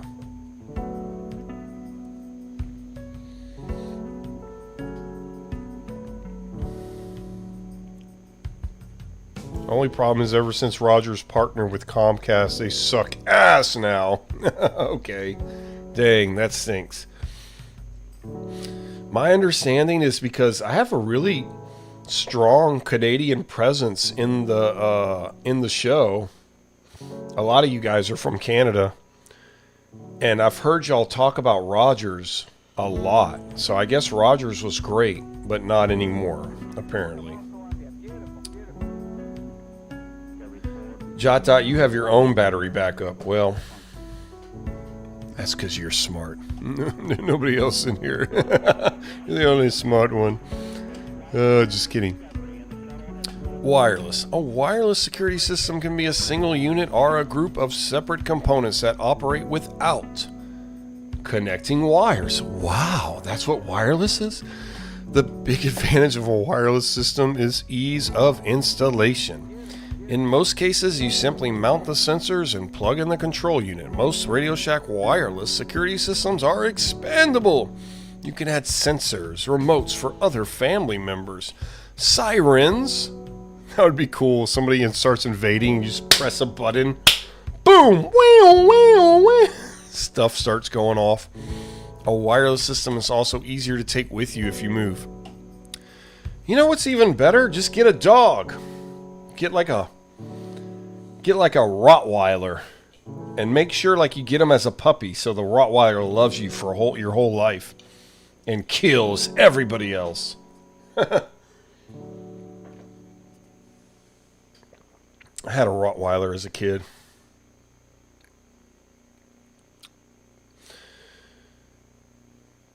Rogers forced you to switch from legacy digital TV to their Comcast. Yuck. Now you can't even change your DNS with the new Rogers modems. Ugh. What would be a reason to change your DNS in this day and age? Like, what would be a practical use of changing your DNS? Like, for VPN or something like that? I'm just curious. Jaxie, you have a wireless security system from Magnavox. Never worked. Right. Only thing is connect to your phone line. Only thing I never did was connect it to your phone line because you didn't want it dialing 911. It has an RJ11 jack. Oh, okay. Let's return to home security. We're looking for a home security unit. Wait, what happened? Oh, I got a message. Jason's here.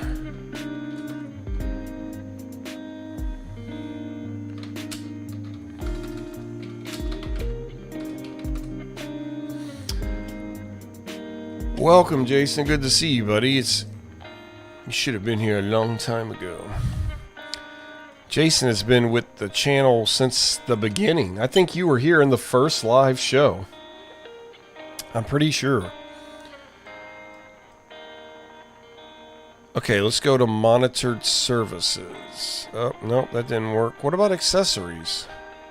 Nope.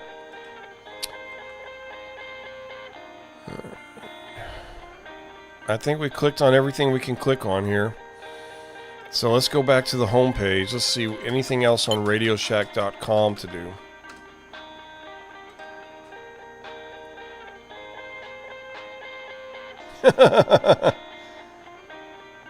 Oh, yeah, you missed so much, Jason. Glad you're here, though, buddy. Very glad. Let's see, did we click press releases? Okay, that didn't come up. What about history and information? Okay, we did this already. All right. And we did the repair shop at Radio Shack and Radio Shack Gift Express.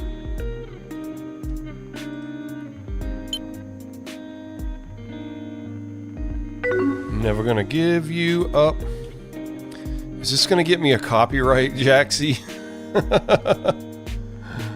If it does, I can just cut it out later. Jaxie, really quick, let me see if there's any. Let me see what else we can click on here before I go to that video, and then I'll do that. Let's see, Rock and Roll Hall of Fame tour. If you set DNS on local system, it doesn't use their DNS. Okay. But why would you want to do that? Does that like give you more protection? Does that like protect you from hackers? That's why you needed a new one, Jaxie. Jason is here! Let's drink a beer! Okay, this is coming up. Radio Shack on tour. Let's look at the map.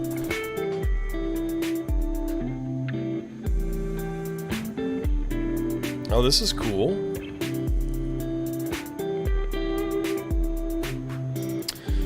Ooh, they're currently in San Jose, California, April 11th through 13th. Next stop, Seattle, Washington, April 4th through 6th. Wait. That doesn't make any sense. How are they currently in... Wait. Oh my gosh, this is so funny.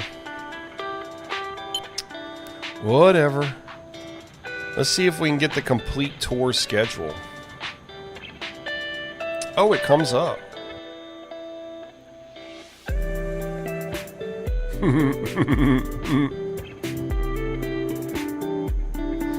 You just got home, Jason?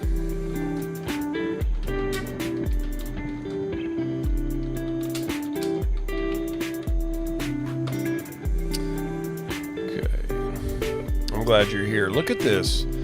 Okay, so this tour took place in 1997. Started in January of 1997, went all the way to November of 1997. Some of the prominent cities: Fort Worth, Texas; New Orleans, Louisiana; Houston, Texas; Atlanta, Georgia; Tampa, Florida; Miami, Florida; Orlando, Florida; Austin, Texas. A lot of Texas and Florida. Seattle, Washington. Oh, music ended. Let me refresh that real quick.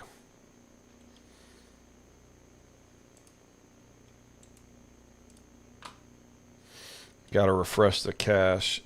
I'm using the relaxed movement. I need to get some new lo-fi videos that are copyright free, but the relaxed movement's a great copyright free YouTube channel that has copyright-free lo-fi music.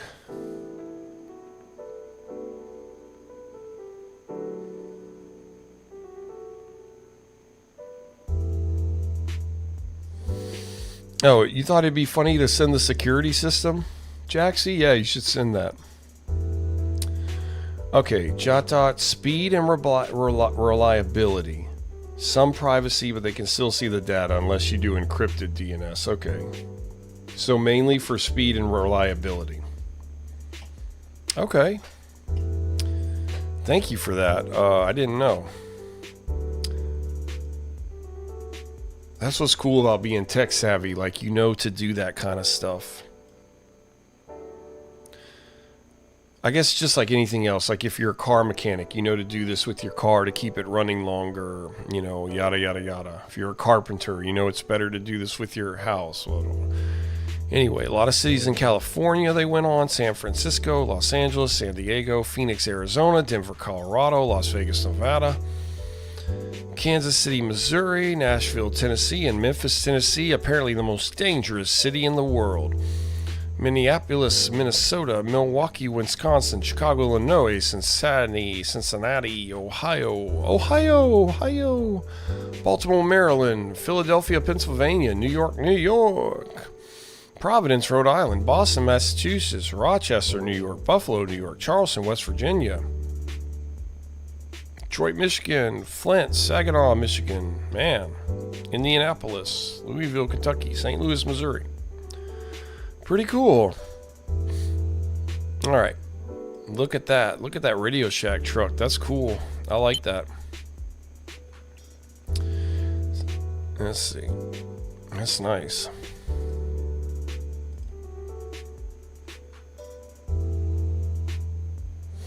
This is where you belong, Jason. What's up, Oliver? The founder of Protoweb. The founder of Protoweb. Whoa, wait. No, I need to do something here. Hang on.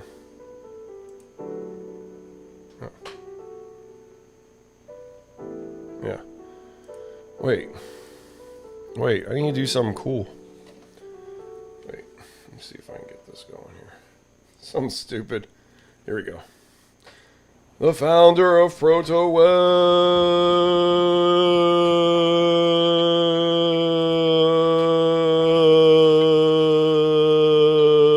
Oliver. The founder of Protoweb.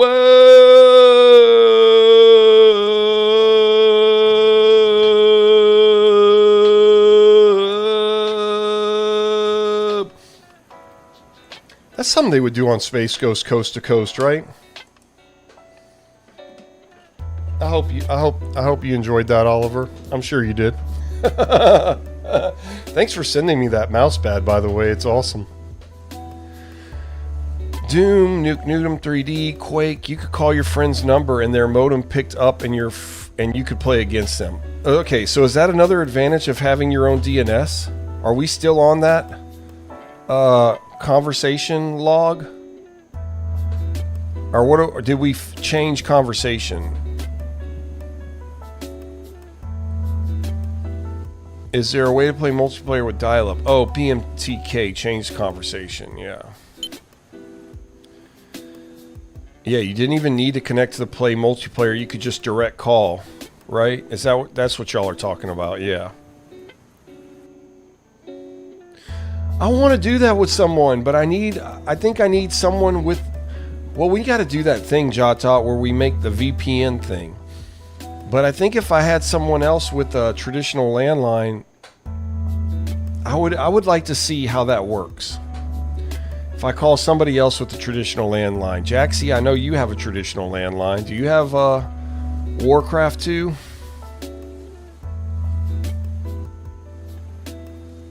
That's right. There's a dial-up stream one time and one time only. Whenever I do it. Oh, yeah, right. Yeah, I did a show. Me and JotDot did connect. We used VoIP, but we did successfully connect to each other. We did a direct call playing Warcraft 2. And that's in the live stream playlist. And we did, the headline was like Warcraft 2 Battle, JotDot versus Dial-Up Chronicles. He beat me very badly. Yeah, so you don't need the server, PMTK. That's what they're saying. It's a direct call.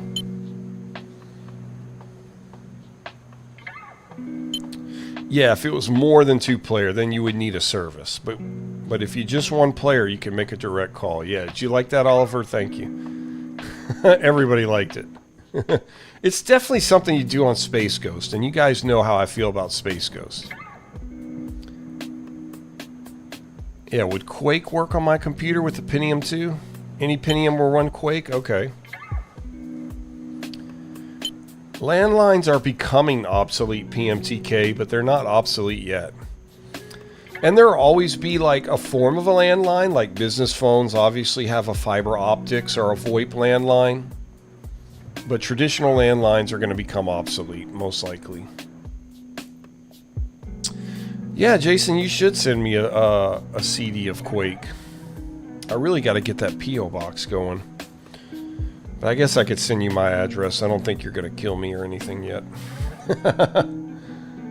Mexico. Your ISP gives you a free phone line and does not charge you for it? Really? That's cool, but I'm guessing that's a VoIP phone line or a fiber optics. Probably VoIP. Yeah, I see that I'm lagging. Something's going on with the internet. Nothing I can do about it, unfortunately. It says my stream is healthy. So hopefully it'll get better. Yeah, because I'm looking at my OBS. I can tell it's not doing too hot right now.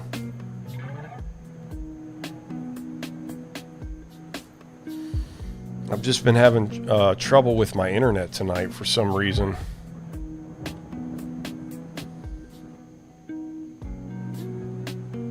The audio's not lagging though, huh? It's just a video. Okay, I think it's coming back, God willing.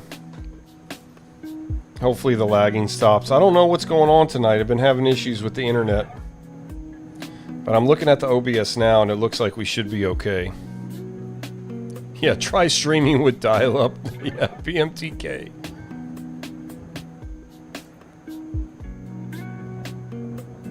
Wow, Firepower in 1988 already supported modem play? Goodness gracious. Firepower is an open-world tank game where you hunt down your opponent's base, kill your opponent's tank, and rescue your POWs. Okay. Wow.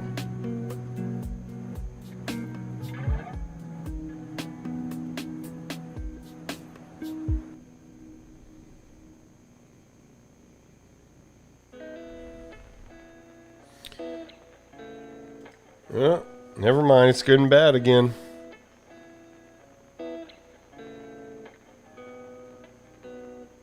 Dang.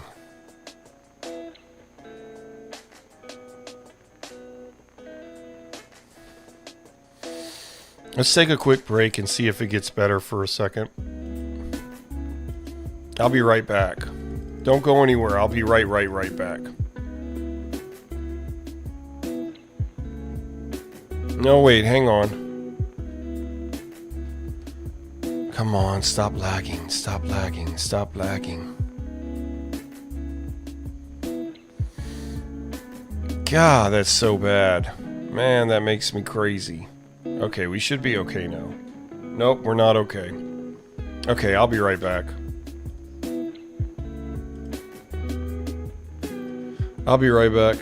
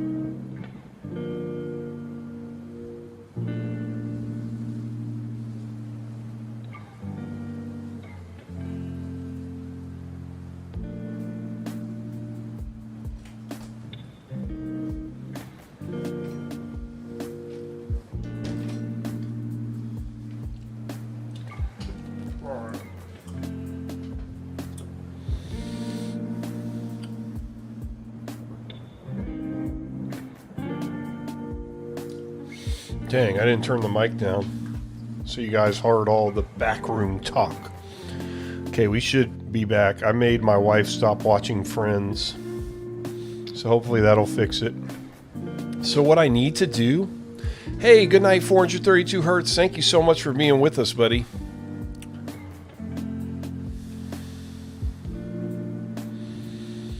Man, you guys have been having a whole discussion while I was away. That's awesome. But anyway... Oh, he's back. You were trying to get away from me.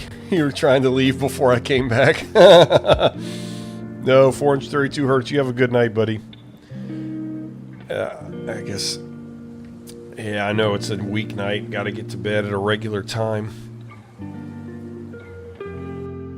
Dang, it's still messing up. As soon as I come back, it starts messing up again. Y'all are going to see me lagging in just a second. Man.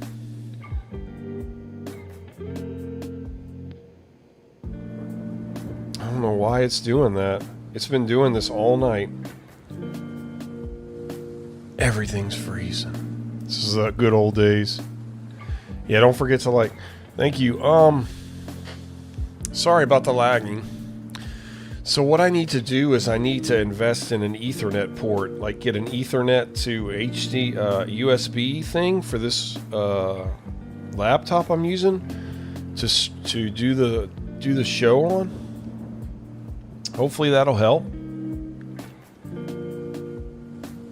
Yeah, I usually have 0 dropped frames, and tonight I have like 14,000 dropped frames. Usually I have 0.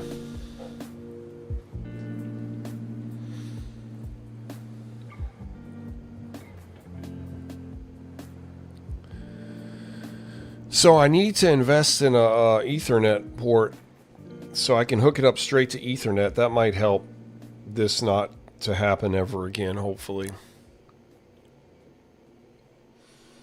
But it's just like if the internet's having issues, then the internet's having issues. I don't know what I can do about it.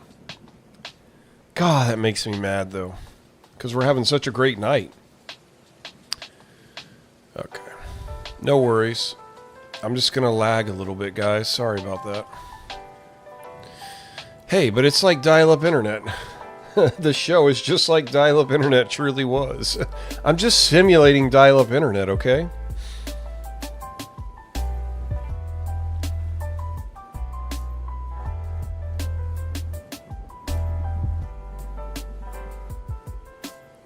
God, why are you telling Jason to F off? What is wrong with you guys? No hate posts, okay? No hate posts.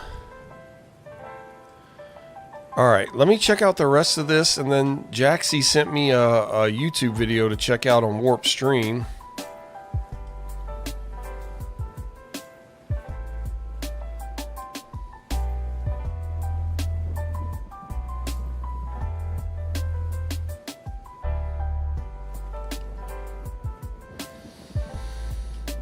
Okay. Alright, we've been checking out RadioShack.com that was recently restored on Protoweb. Bunch of cool stuff here. Checking out the Road Tour. What are these? What's this Optimus products?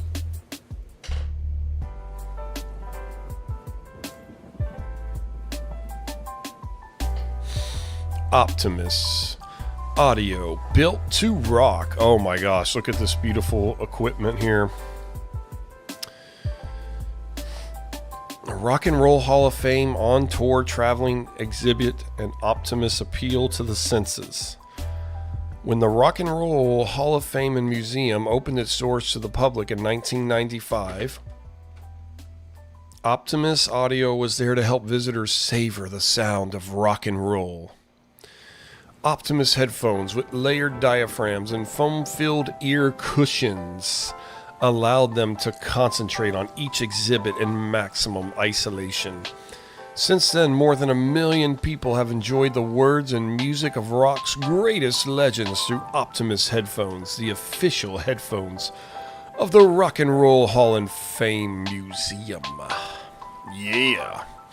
Today, Optimus built to rock surround sound home theater products take the Rock and Roll Hall of Fame and Museum traveling exhibit on tour. These products transform the exhibit into a portable theater where visitors experience the sights and sounds and the feel of rock and roll. That guy did a good job of restoring this site. Like, there's a lot of stuff on here. Oliver, what was his name? I read it. I saw it on Discord. The combined effect is so realistic, visitors may think they've been transported to the house. That rock. Dang, man, my whole stream shut down. Stupid stream.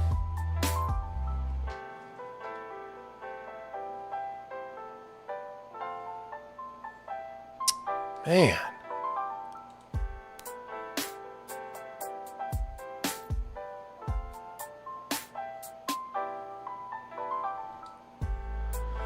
Stupid stream!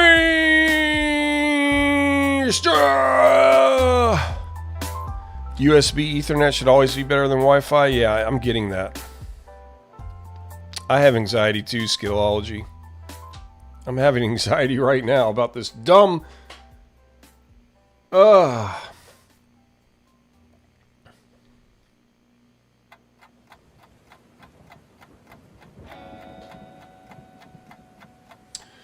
I could try stopping the stream and connecting to my other, like I have the regular one and I have the 5G.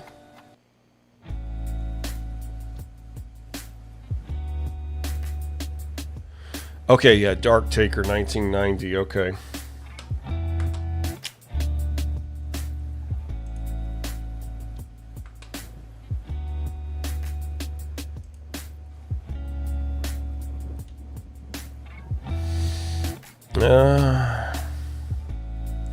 Let me try that real quick. Might have a slight glitch. Hang on. Here we go.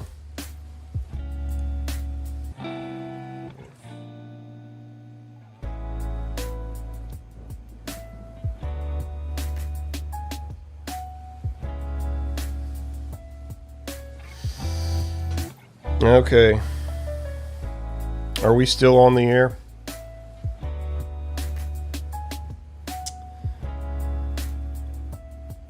Okay.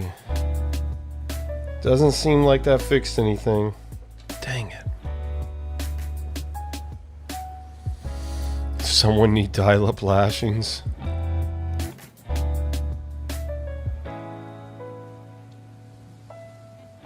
God. It's dropping frames like a mother foe.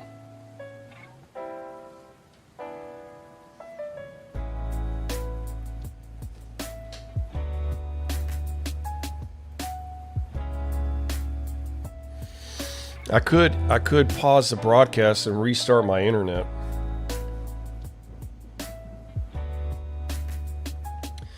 Hang on, I think we're finally, maybe, God willing, we're going to find some balance, or maybe not. Okay, the show must go on.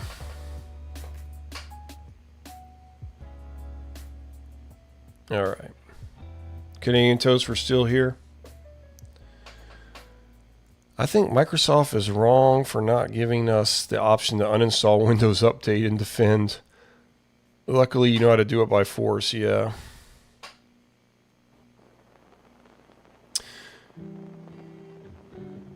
The computer is running at 8.6%, Oliver. I haven't had an issue before at all with this. I mean, maybe you're right. Hopefully it's the internet, though, because I just got this computer. It's a brand new computer.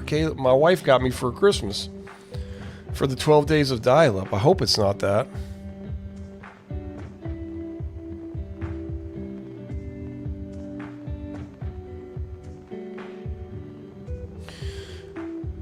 Like, she's been having an issue with getting on the internet with her phone and on the back TV. But like OBS says it's using 10% of my CPU. So I hope it's not the CPU. That would be bad. All right, this is true dial-up experience on everything. God.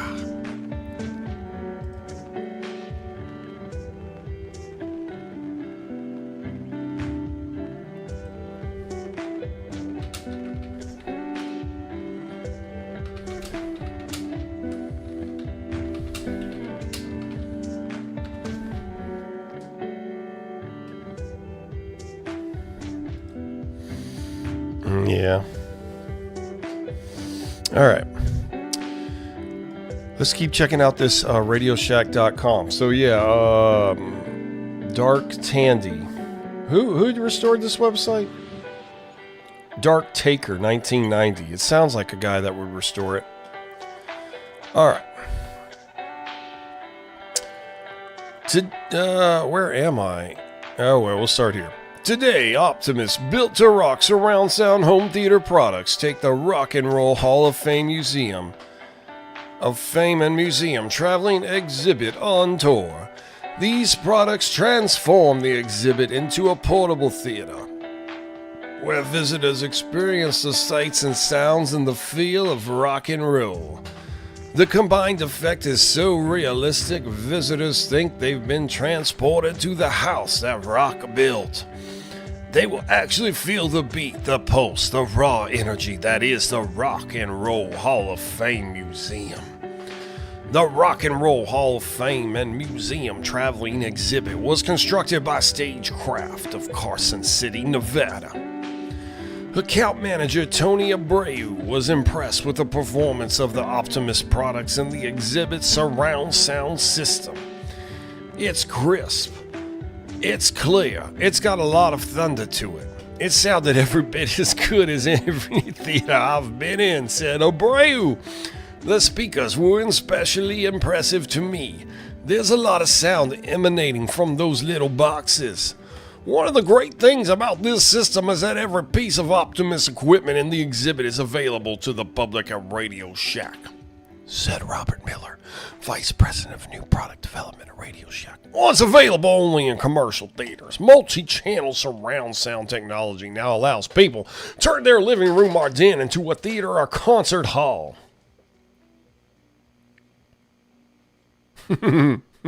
Stop trying to stream YouTube over dial-up. That's what it is. That's what's happening.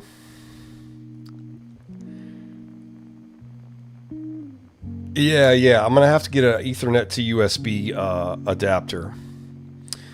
Because this laptop, it doesn't have like an Ethernet plug-in. But I can get that. I'm sure there's an Ethernet to USB adapter thing I can get.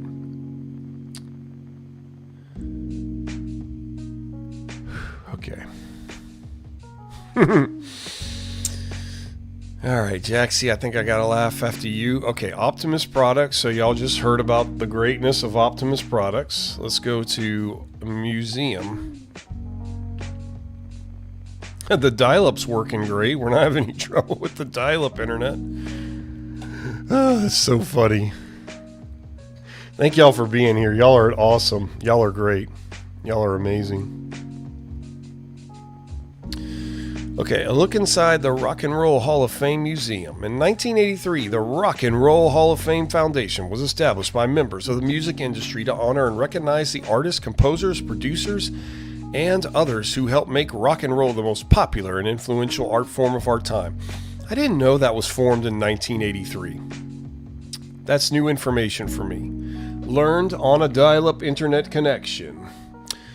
Housed in a striking glass and white panel building designed by world-renowned architect IMPEI and situated on Lake Erie in Cleveland, Ohio, it rises 7 dramatic stories above the lake.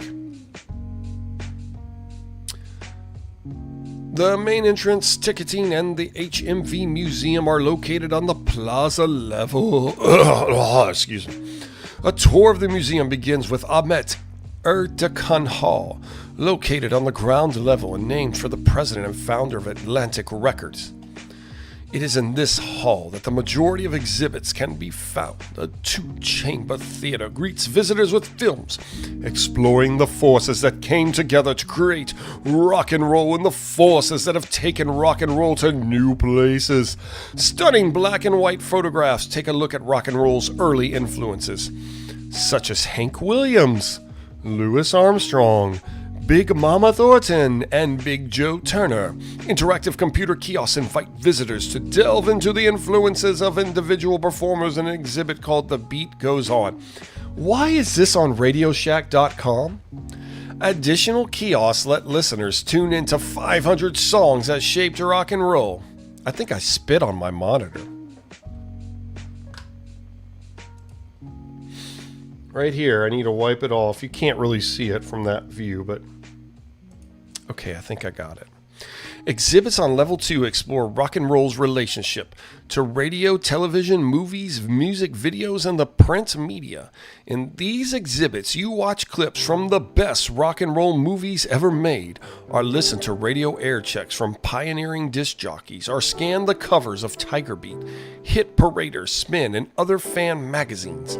Level 2 also holds the Memphis Recording Service Studio, Sam Phillips to record Elvis, Jerry Lee Lewis, and other greats. A rainbow screen. That's because dial-up is better. Yeah, I can only get dial-up with a wired connection. I cannot do a wireless dial-up connection. How crazy would that be to do a wireless dial-up connection? What would that be like? I don't think, yeah.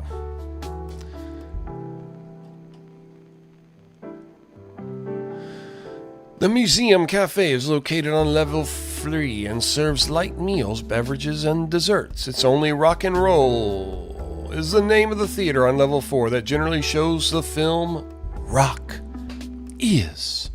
An in-depth look at what performers think about the music they make and the lives they lead. On level 5, the museum's state-of-the-art radio studio presented by Radio Shack. Ah, here we go, finally. The Radio Shack link allows radio stations from around the world to broadcast live, and you get the chance to see a live broadcast in action. What? For real? The Hall of Fame honoring the inductees is located on level 6. Man, 6 levels. How about that? Yeah, when I spit on the screen, it looks like pretty colors. Thank you, Jaxie. Go to rockhall.com. I wonder if this site works. Nope, but I'm sure there's an archived version. Let's go to an archived version. What do y'all think? 1998, 97. Let's go there.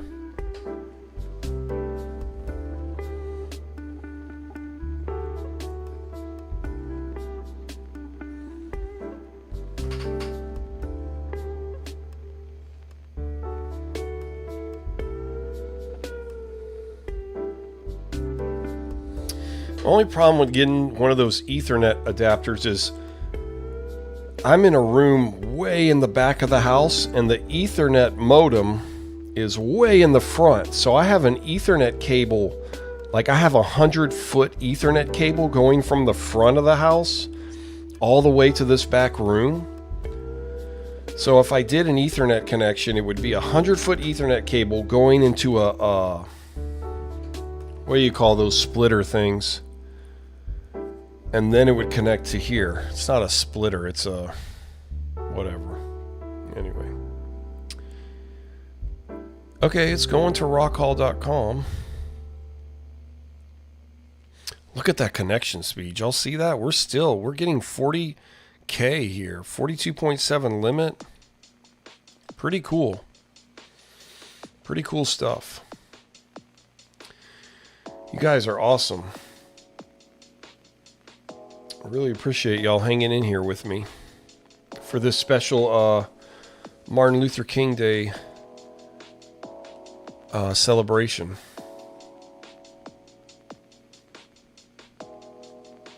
Here it is, rockhall.com. Now, this isn't a restored site. This is an archive site. But still, it's really cool. Ray Charles. So apparently Radio Shack has an exhibit here. Jimi Hendrix. Man, Jimi Hendrix died a long time ago. A long time.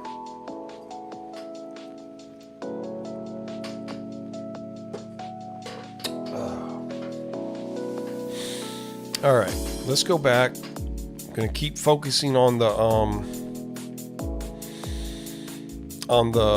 Radio Shack website that's been restored by Dark Taker 1990. Let's go to gear.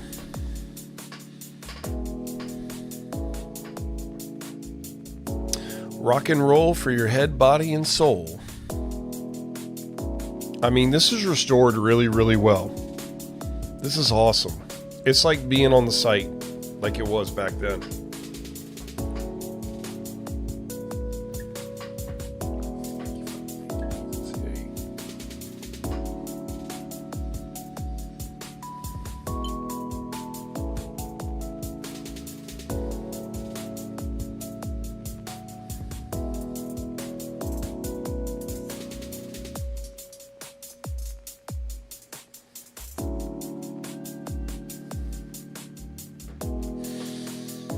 Right. Let's see. This is restored really well. Okay, hats, jackets, shirts, collectibles. Hats, jackets, shirts, collectibles. Look at Radio Shack capitalizing off of the Rock and Roll Hall of Fame, though. Like, I'm on RadioShack.com and I can order it from RadioShack.com? Why? That's funny. Okay, official logo cap. This is pretty cool. Paintbrush design of official logo. Embroidered in colorful detail on front and purple Cleveland USA logo. Embroidered on back. One size fits all. Adjustable buckle back.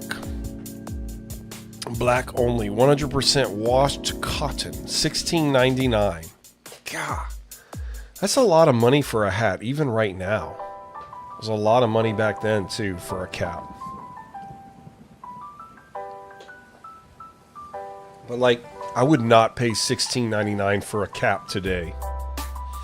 Unless like I really, really wanted it. There was the logo or whatever on there was something I really, really, really wanted. Rock USA cap embroidered flag and Rock USA caption combined for a great looking classic sport cap. Official logo embroidered back. 100% washed cotton. A choice of 3 colors. One size fits all. Adjustable buckle back. Navy. Shown. Khaki. And black. Also available. $19.99. No way. I'm not spending $19.99 on this. Not happening. Now this is kind of cool. Rock. 100% washed cotton. Embroidered with colorful rock. Building blocks on the front. Official circle logo on the side. One size fits all. Adjustable buckle back. Black only. $17.99. $17.99. I might buy this. Back then. Maybe. Mark Priceful. Cheers. What's up, buddy? How are you? Good to see you again. Thank you for being here. Yeah. Cheers to you. Rock and Roll Hall of Fame Museum merchandise may be purchased at the exhibit or visit your nearby Radio Shack store and place your order through Radio Shack Unlimited. Crazy.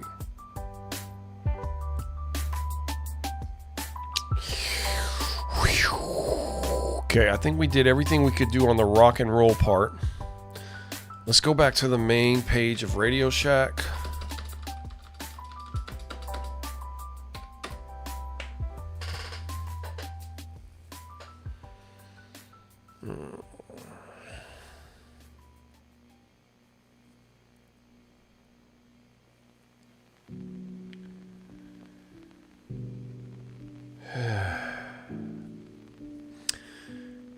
Jaxie, you would pay $16.99 for Dial-Up Chronicles cap? Yeah. But you would wear it every day, so it'd be worth it. Yeah. Yeah, buddy. Oh. Look at that. See if I can get a close-up on that.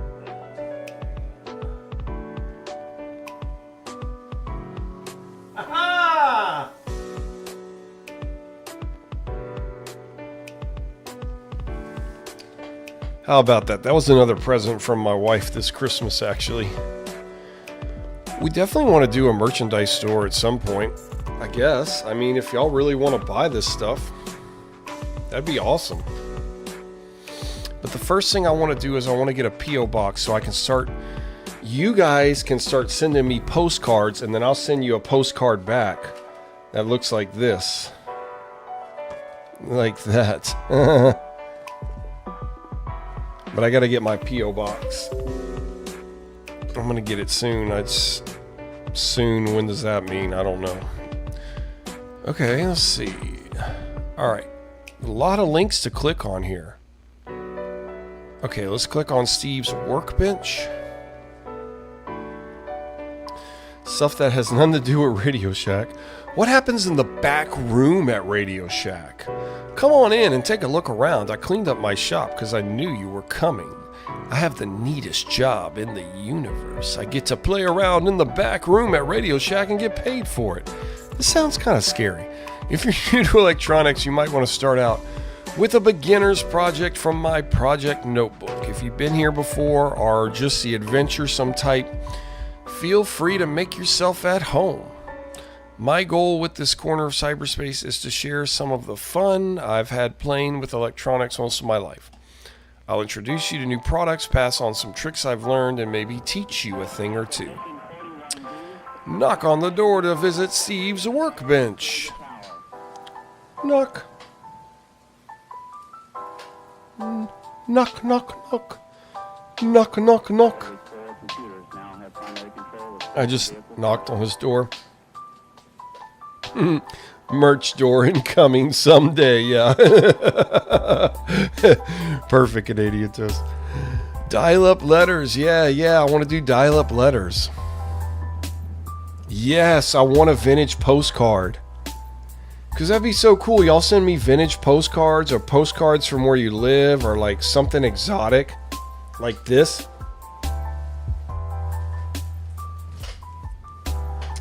I got these cool like Nintendo postcards. I don't know what if I'm ever going to use them for anything, but like I want y'all to send me weird postcards like this.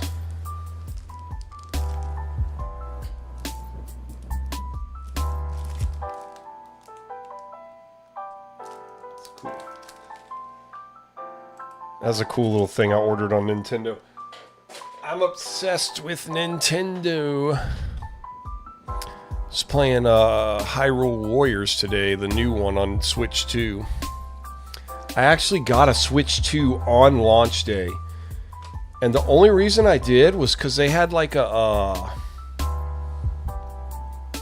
they almost had like a pay-as-you-go plan at GameStop. What do they call that? Layaway. They had like basically modern layaway at GameStop.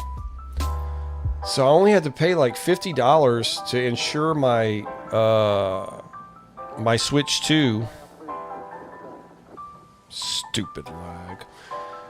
And then I paid like $50 a week for the next however many weeks, and then anyway, so I was able to get a Switch 2 on launch day. And the only reason I did that because I've never bought a video game system on launch day before. And I just wanted to buy a video game system on launch day. I had never done that. Alright. What's new? This is the place to check for the latest changes and improvements to Steve's workbench at the Radio Shack site. What's new? Actually, everything is new here. But when you come back here in the future, this page would look something like this. Build an electromagnet. An easy to build project, great for first timers. Oh, I'd like to build an electromagnet.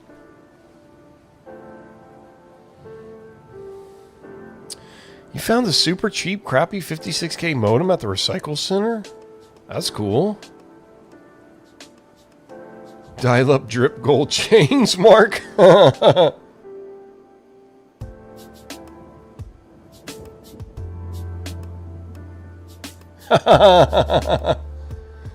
Skitology, are you calling Nintendo greedy? Of course they are. They're a company. They have to be greedy. Magnets are kind of like magic, aren't they? Would you like to build a magnet that you can turn on and off? It's called an electromagnet. It's very easy to make. Materials required: wire, solid conductor, Radio Shack cat number 278-1215. Battery, alkaline seat, Radio Shack cat number 23-551. Steel nail, 2-inch, from hardware store. Can't get that from Radio Shack. Wait, this is what an electromagnet looks like?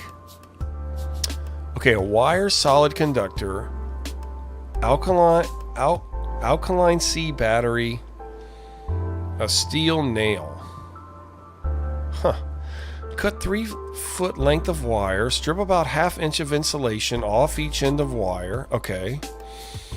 Leaving about 6 inches of wire free. Start wrapping the wire around the nail. Continue wrapping overlapping layers if necessary until there are about 6 inches of wire left. Connect one end of the wire to one end of the battery. Connect the other end of the wire to the other end of the battery. Try to pick up some paper clips or nails. Really? I want to do that. While electricity flows through the wire, the nail will be turned into a magnet. Okay, cool. When you open the circuit by taking the end of the wire off of the battery, the electricity quits flowing and the magnet releases. Sometimes the nail continues to be magnetic for a short period of time. Electromagnet. Can the switch 2 connect to dial-up? Yeah, that would be cool. That'd be awesome if I got some kind of RJ11 to Ethernet adapter and then tried to connect it that way. That'd be weird. Yeah, but Nintendo's not like a video game. Yeah, but they're not like... I wouldn't compare them to Ubisoft or Microsoft because, okay, Microsoft can fall back on all the other things it makes. It doesn't have to be greedy. Ubisoft... I wouldn't compare Nintendo to like Ubisoft because Nintendo is a hardware... Ubisoft is only software. That's like comparing apples and oranges. You can't compare those two. I don't know. I think Nintendo kind of has to be greedy. They're not like Sony or Microsoft. They can fall back on other products, but Nintendo only has their software. That's it. If their software doesn't succeed, then they fail. Sony's PS6 can completely fail for like a year and it doesn't matter because they have a million other products to fall back on. So I would say that's different. And I don't know about Ubisoft, but like, I can't make that argument there. I'm just saying like, if you can't compare Nintendo with Ubisoft because that's, in my opinion, because that's like comparing apples and oranges. Nintendo's a hardware company. Ubisoft is strictly a software company. That's like completely different. Okay, that's my rant. Lots of projects. All right, project notebook. Let me try to get back on focus here. Lots of projects with more being added all the time. Includes projects for beginners. Project notebook.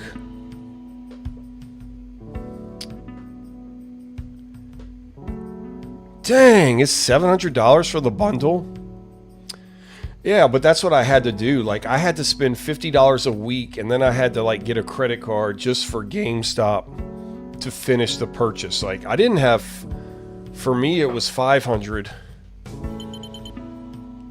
We lost connection. I didn't have any $500. But, like, GameStop, because they had that layaway thing... where you pre-ordered like a month before, you had time to like build up the money. Anyway, we're getting off topic here. My bad. It's my fault. Alright, we gotta reconnect. Lost connection. It was Nintendo's fault. Alright, let's reconnect.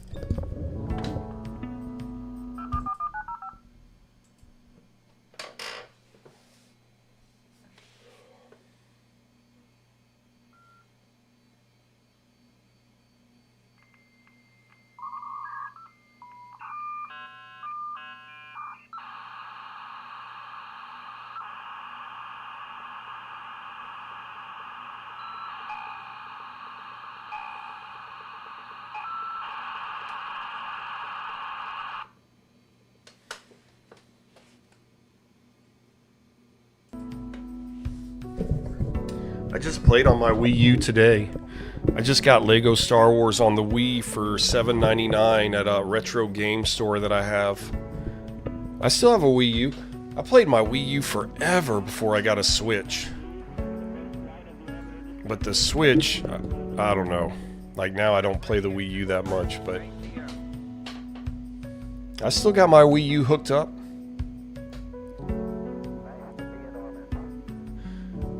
You can set up internet connection sharing in Windows. You can share your dial-up internet over Wi-Fi? So you have the Switch 2 to connect to it, but it's a terrible idea. Yeah, that would be crazy if I did that. That would be fun, like a fun video to make, though. That would be a really fun video to make, Oliver. That would be crazy. Ooh, only 32 kilobytes now. Okay. Yeah, but I still got my Wii U Skitology. I got a bunch of games loaded onto it too. Why does it sound so much less now? That doesn't sound good.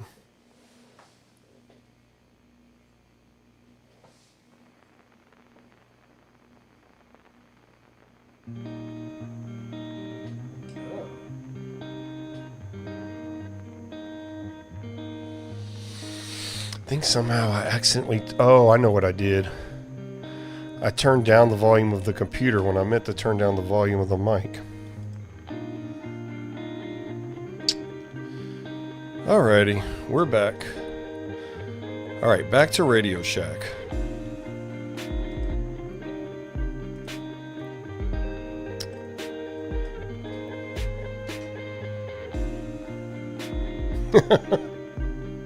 I know, I got defensive, man. Sorry about that.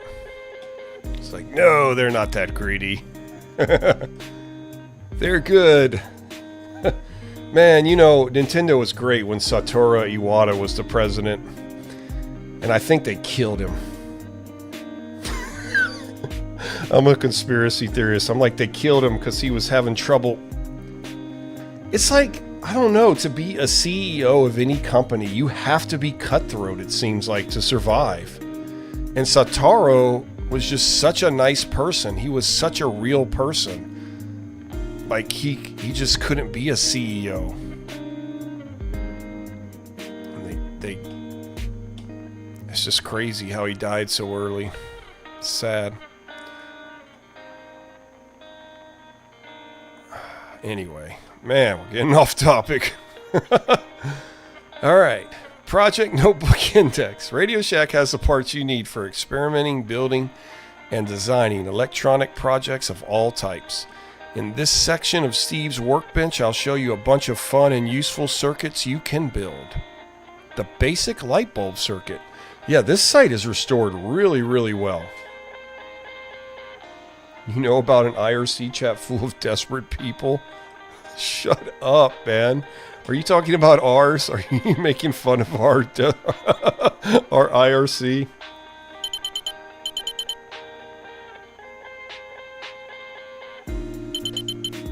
But I mean, okay, when Satoru Iwata was president, that was like a rare thing. Because it wasn't like that before him, and it will never be like that after him, you know? I mean, they still have Shigeru Miyamoto, so... But that was just like... I don't know why. Because the president before him, he was cutthroat. Like, if you watch documentaries about that guy... Who was the first president of Nintendo? Well, he wasn't the first president of Nintendo. Hideki Yamauchi, whatever. Man, I'm getting on a rant now.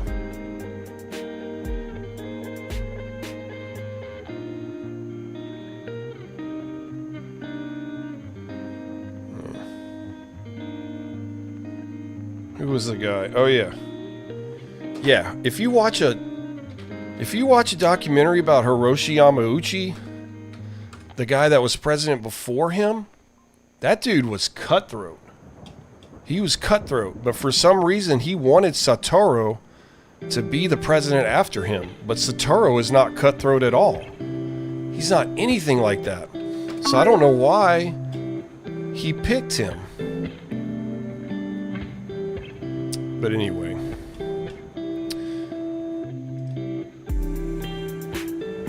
Alright.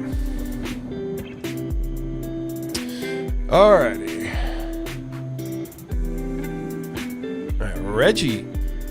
Reggie was great, but I mean, Reggie was kind of cutthroat too, man. Reggie was a beast. Reggie was not to be played with. Dude was a big hulking man. All right. Wasn't he Canadian too? I thought, never mind. I don't know. All right. Okay, let's do another project.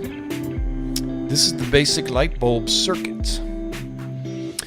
This project will show you what makes a flashlight work. The basic light bulb circuit can also be used to test for conductive materials and is used as a building block for games and other projects. Materials required: test leads, 2 C cells, battery holder, light bulb, and a lamp holder. All of these things can be purchased at Radio Shack.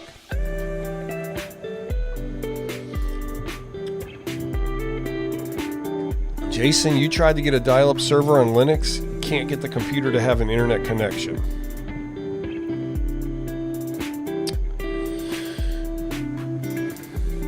All right, step by step. Insert the batteries into the battery holder with the minus terminal facing the spring. Screw a light bulb into the lamp holder. Clip a test lead onto the black wire on the battery holder. Be sure to clip onto the metal conductor of the wire, not the plastic insulator. Clip the other end of the test lead onto one of the screw contacts on the lamp holder. Now take the red wire on the battery holder and touch it against the other screw on the lamp holder. The light bulb should light up. Pulling the red wire away from the lamp holder will break the circuit, stopping the flow of electricity. The light bulb goes out. So you have just used the wire from the battery and screw contact on the lamp socket to make a switch. Oh, cool. Clip a second test lead onto the red wire from the battery holder. Leave the remaining end of the clip unconnected. Clip a third test lead onto the unconnected screw on the lamp holder. Leave the other end of the clip lead unconnected. Using the basic light bulb circuit. The circuit you have built is exactly what is inside a flashlight. If you touch the 2 free ends of the clip leads together, you will complete the circuit. Electricity will flow around the loop and through the bulb, lighting it up. You can use this basic light bulb circuit to determine if a material is an insulator, a material which does not allow the flow of electric current, or a conductor, a material which does allow the flow of electric current. To perform the test, simply touch the free clips to 2 spots on the item to be tested.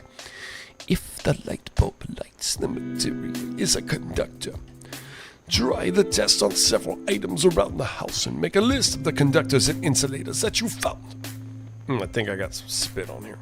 The basic light bulb circuit can be used for several games and projects where an indication of a completed circuit needs to be determined.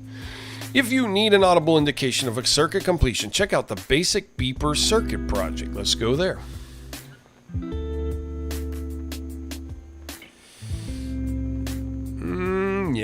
Yeah, he was having fun. Reggie was definitely having fun. And then he made a whole book about it. Go get his book. And then he did a podcast on the Cat and Krista show. All right. Let's see. Here we go. The basic beeper circuit.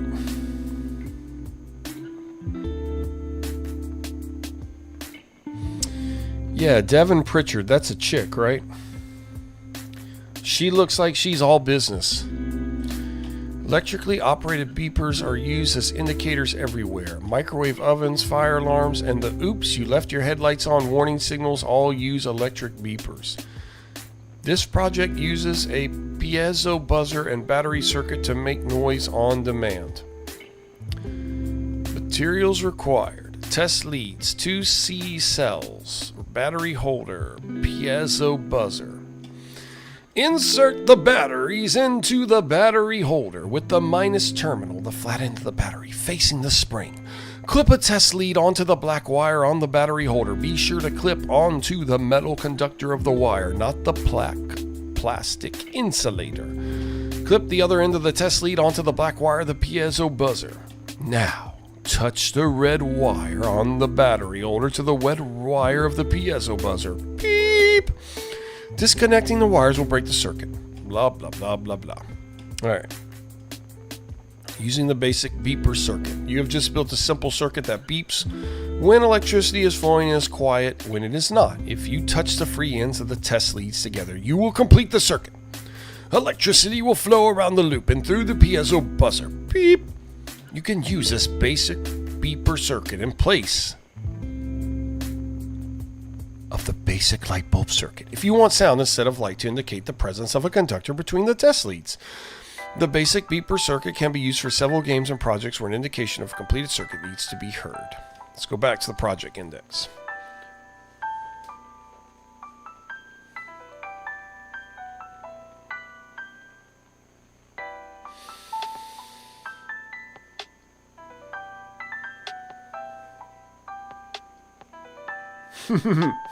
My body is ready. My body is ready. Oh my gosh, I hate doing Wii Fit because it always says I'm super obese. It says like I'm highly obese. It makes me feel horrible, man. Like, golly. But I still have my Wii Fit board in the living room.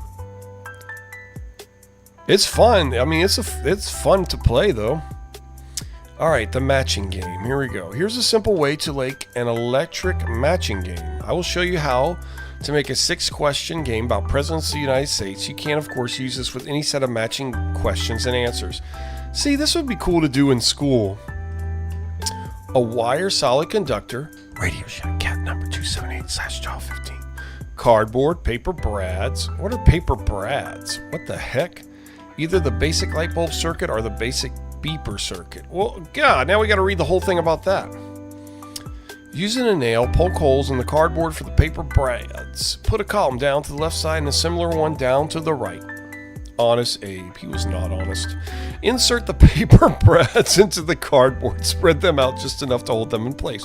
Cut a wire about 3 inches longer than the distance between corresponding matching brads.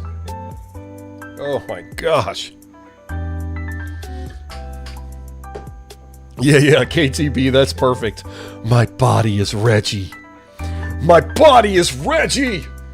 My body is Reggie!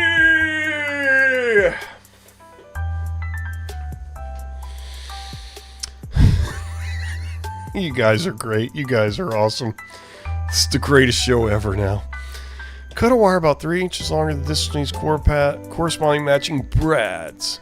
Strip about 1 inch of insulation off of each end of the wire. Wrap one bare end of the wire around the first brad. What is a brad? Wrap the other end on the corresponding brad in the other column. Press down the legs on the brads. Repeat this operation for the remaining pairs of brads. I guess these are the brads. The buttons. That's a cool little image. Little diagram. Use either the basic light bulb circuit if you need silent operation or the basic beeper circuit if you want sound as the indicator for correct answers. Touch one of the free test clips to a paper brad on the left-hand side of the game.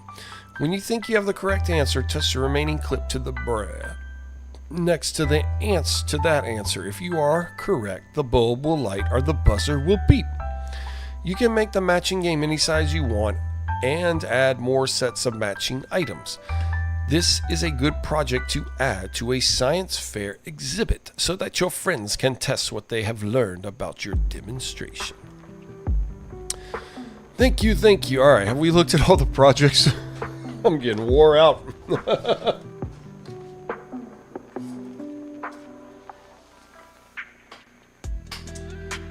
This is wearing me out, man.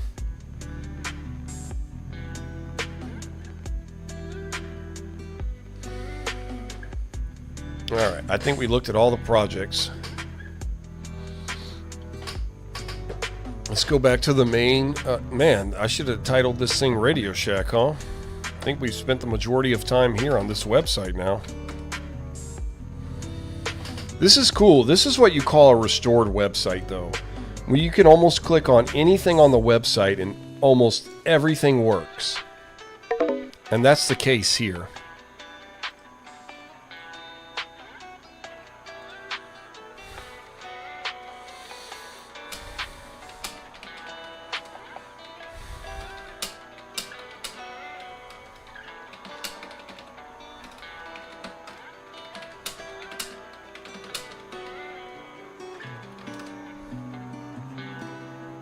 Wink.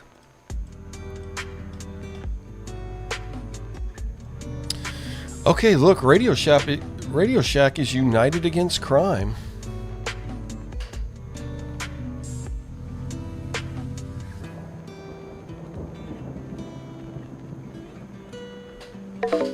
Okay, that doesn't work. Okay, that's okay. I mean, all right. Whoa, this is something cool. TV/FM reception. Okay, this is working. Cool.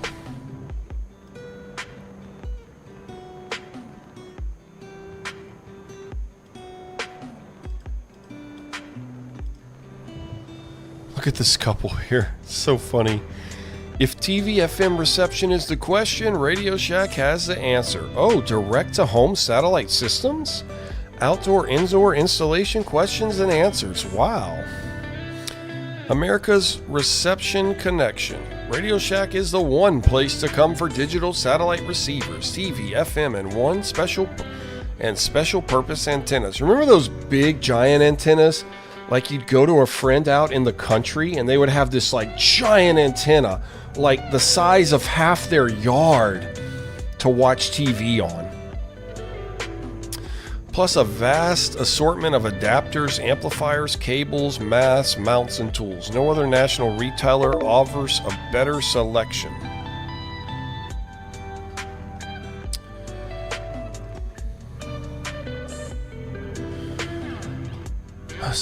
TV, okay, we know the reception needs of your area. Of course you do. TV and FM reception quality varies greatly. An antenna that delivers perfect picture and sound in one place may not perform nearly as well in another. That's where Radio Shack comes in. Our expert knows what's required for good reception in your area. We're the nearby place to get free advice, and unique, innovative products to solve your reception problems. Deep breath. Take our amplified omnidirectional TV/FM antenna, for example. You mount it outdoors or in an attic if an outdoor antenna is impractical or prohibited. It's great for an RV or camper too. Just add our RV mountain vehicle DC power adapter. Radio Shack's experts will help you select the antenna you need and provide helpful advice on installation. For full details and prices of antennas, see the 12-page video section in the Radio Shack catalog. Oh, we need to order one of those now. Don't have a copy? That's all the more reason to visit your nearby Radio Shack location soon. Direct-to-home satellite systems. Yeah, you've seen some houses with old, huge satellite dishes in the yard. Yeah, they're like as big as the yard almost. That'd be so cool to have one of those still. Probably do some things to like still get every channel ever. Yeah, look, that's a tiny satellite. We don't want that. That's like DirecTV. Direct-to-home satellite TV. RCA brand DSS digital satellite system brings you and your family the ultimate at home entertainment. Access to over 200 channels with laserdisc quality pictures and flawless digital stereo sound. RCA brand DSS delivers much more than most cables television systems. Movies, sports specials, plus access to pay-per-view TV and coverage of sports teams not usually available in your area.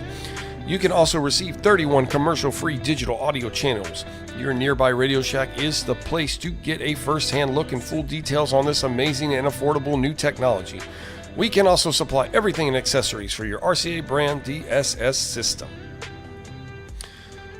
PrimeStar offers mini-dish satellite TV without any equipment purchase, starting about $1 a day. That's a lot.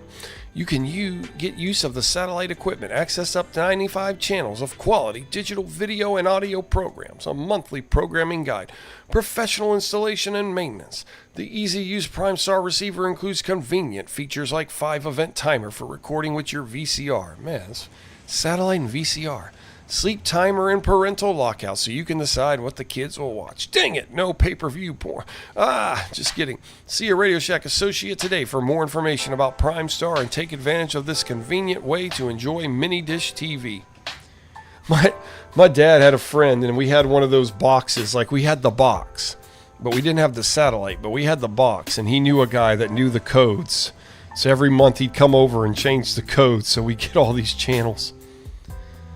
Anyway, we were cheaters.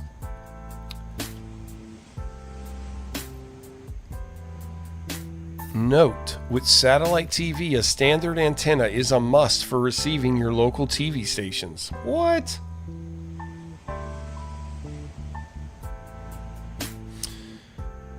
Jaxie, you made a video on your YouTube channel? What's your YouTube channel called? Channel surfing on digital TV with an antenna. Analog TV was better, yeah. Because the thing with digital TV, it either works or it doesn't. With analog, it could partially work and you could still get some of the picture. So that was the difference.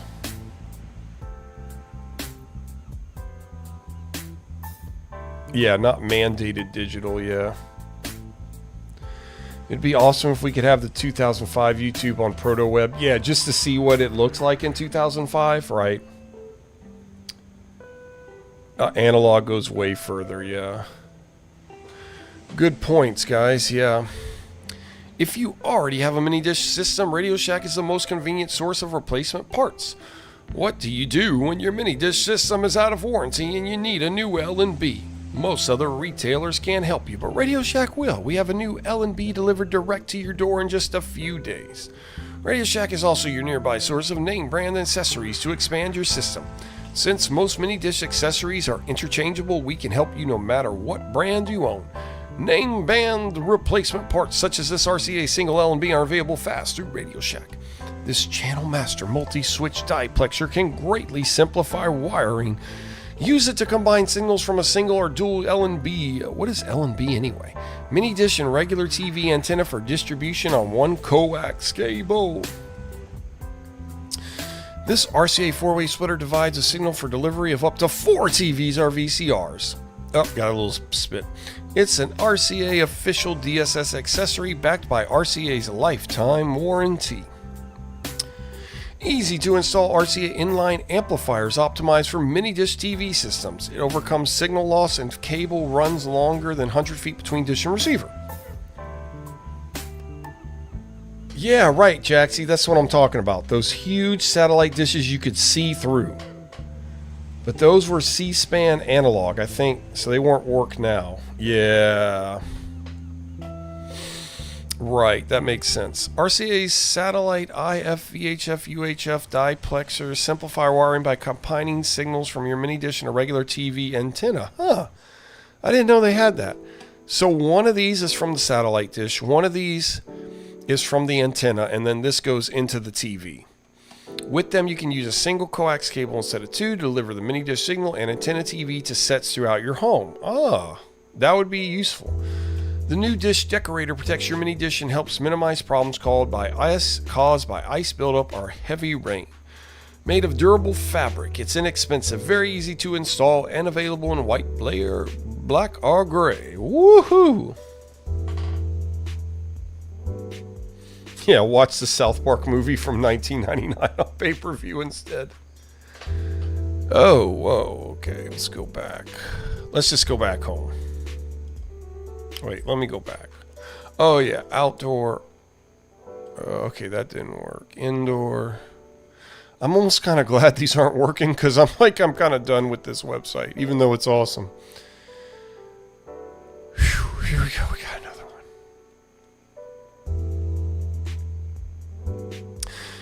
Everything for easier do-it-yourself antenna installation. Installing a good performing, long-lasting outdoor antenna is easy with Radio Shack's quality mass mounts and hardware. Our wide selection means you'll never have to make do. We have exactly what you need for almost any type of installation. The lead-in cable. Choose 300 ohm flat cable for low signal loss or shield with 75 ohm coax cable for less interference. 75 ohm coax, the type used for cable TV systems, is compatible with most video adapters and equipment. Both types of lead-in cable are available by the foot or the spool in 500 and 100 foot lengths and in a variety of ready-to-use cable assemblies with pre-wired connectors. Mass and mounts. Radio Shack has attractive, durable mounts designed for chimneys, vent pipes, and eaves, as well as the more familiar roof. I want to put it in my chimney. Instead of just a few items, we offer a complete section: U-bolts, guy wire, turnbuckles, anchor, standoff, insulator, static discharge units, and ground rods. You can get it all at Radio Shack, including free advice from our experts.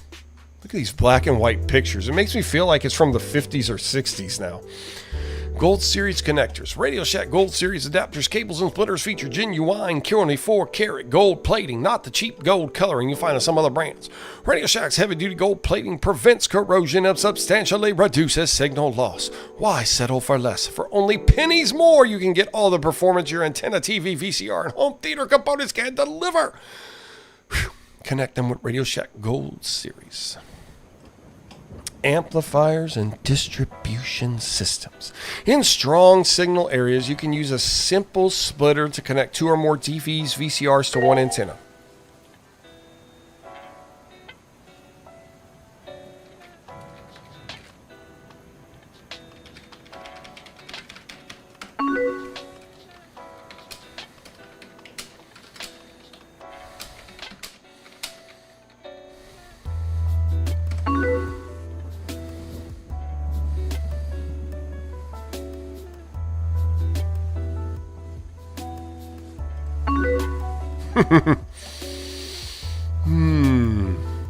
In weak signal areas, an outdoor amplifier or indoor distribution amplifier may be needed. If UHF channels are a problem, we have the solution for that too. What's up, Tom? Good to see you on the AOL chat.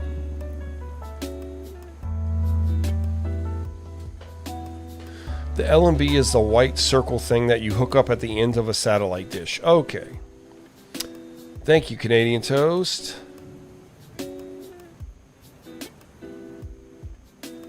Oh yeah, they don't let you do the any kind of curse words on YouTube Skitology, I think. Even if it's like from a movie or song or whatever. I know that's dumb. You can buy a digital thing for TVs that don't support it. You can watch modern over-the-air TV on old TVs. Yeah, it's called it's a box. You could get it for like half off when it happened in the 2000s, when you had to make the switch. There's a commercial Max Headroom did about that. The switch to digital. We should look that up. Wait, I'm on Warp Stream. Let me start another. Yeah, but like I remember when I was in high school or college, like they forced you to switch to digital. So the government, the United States government, sent you these coupons to go get your box for almost free, and it was like a digital analog to digital converter. I might still have one. I might actually still have one. So you could watch your cable or antenna on with that converter box. Yeah, that was crazy.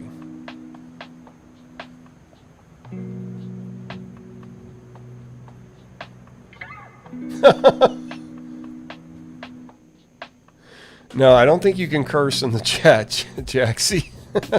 Yeah, and Phoenix server has a download.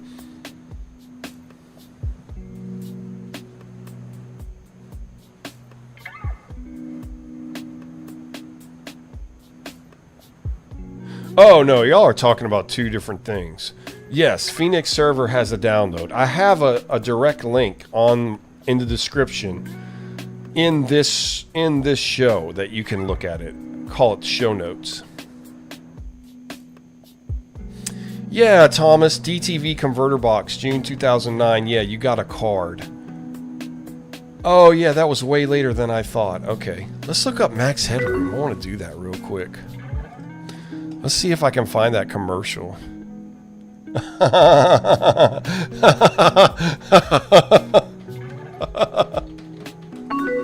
You can still do it here. That's funny. Yeah. If you're trying to curse, you have to do it with dial-up. You can't do it on YouTube. Imagine broadcasting the stream on analog TV. Yeah, that would be awesome, KTV.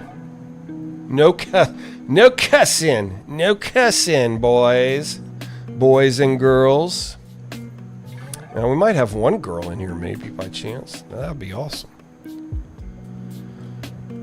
Let me see. Let me look up Max Headroom. Let me hit stop so we're not wasting bandwidth, dial-up bandwidth.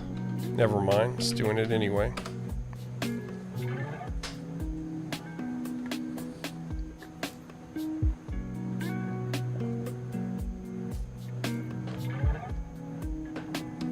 There's the Coke commercial.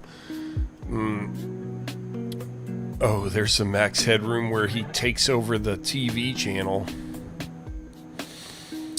But that would be so cool if they had the switch to digital. I don't think they have that one.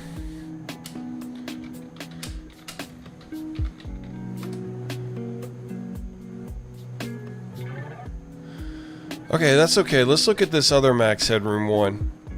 But anyway, Max Headroom did do a commercial, but I think it wasn't in the United States, it was in other countries. But he talked about the switch to digital, and he was saying, I was telling y'all about digital in the 80s. The switch to digital is coming. So go watch that. But anyway, let's watch this right now. So anybody that hasn't seen Max Headroom can see him now.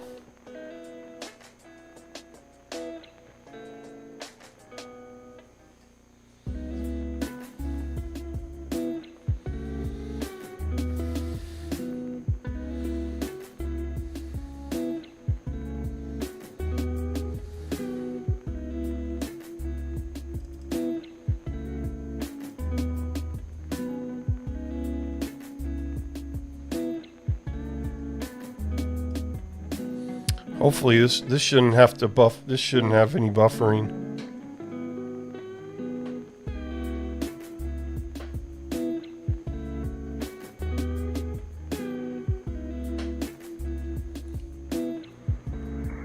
Hi, Max Headroom here with...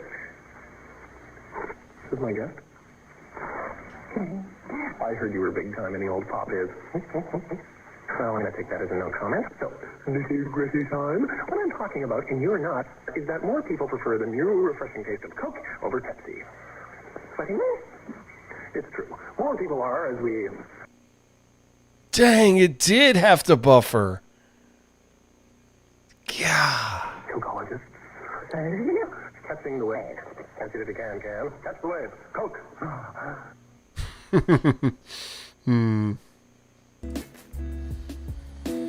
Dang, was the volume all the way up on that? Yeah, pretty much.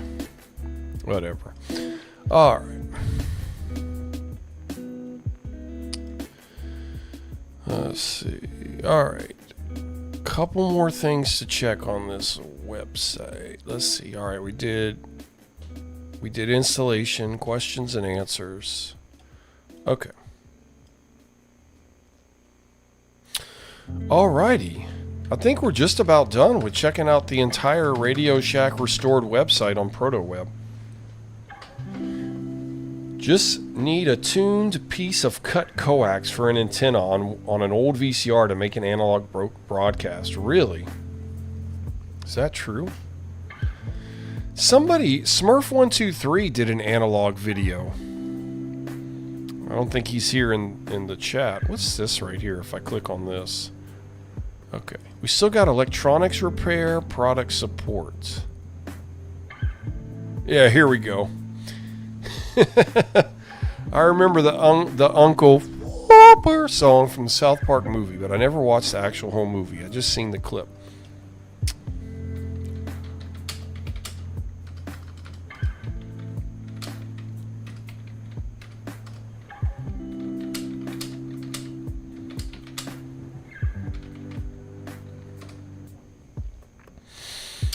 Yeah, I've never watched the South Park movie. I remember watching the Beavis and Butthead movie when that came out. Okay, we repair most brands of electronics and computers and all brands of VCRs. To see if we can service your equipment, please enter your product's brand and select the appropriate warranty type. What's a manufacturer? Sony? Search for manufacturer. Let's see what happens. Okay, that's not going to work. That's okay. That's okay. I didn't expect that part to work. Product support.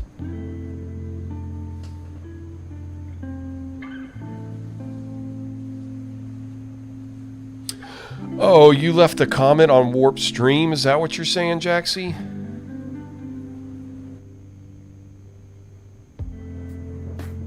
You can go to any video on YouTube over dial-up and you can leave a comment.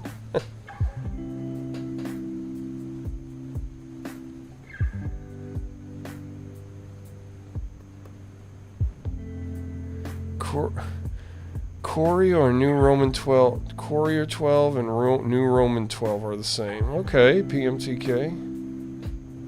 That's why it worked. Live chat over dial-up, yeah.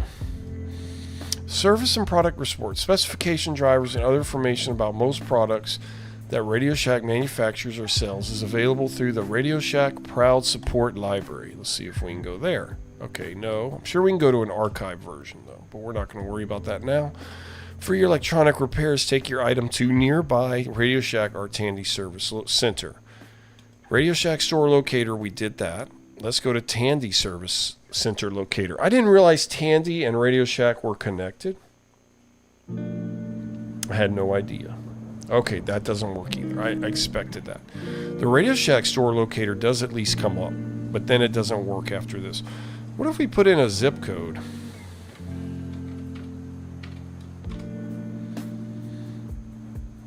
No, okay. That wasn't a real zip code either. Support at Tandy.com. Send comments or suggestions to webmaster at Tandy.com. Copyright 1996. All rights reserved. All right, guys. I believe we have covered the entire restored Radio Shack website, like in its entirety. I think we clicked on everything we can click on and looked at everything we can look at. And I'd say the guy did a good job. Dark Taker 1990 was it, I think. Thank you, buddy, for doing this. Surprisingly, the most in-depth information was here. The Rock and Roll Hall of Fame tour, well, and Steve's workbench. And the home security. Okay, the home security too. Those were the three. But yeah, we clicked on everything. We clicked on this down here. Oh, what happens if I click text only? Let's try that. That's the only thing we haven't clicked on.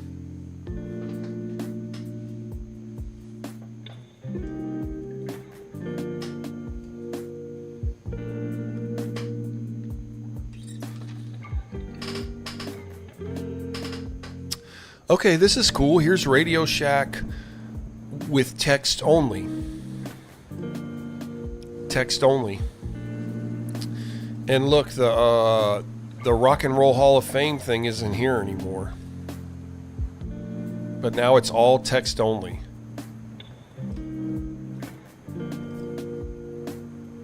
That's interesting. And of course it does it a lot faster.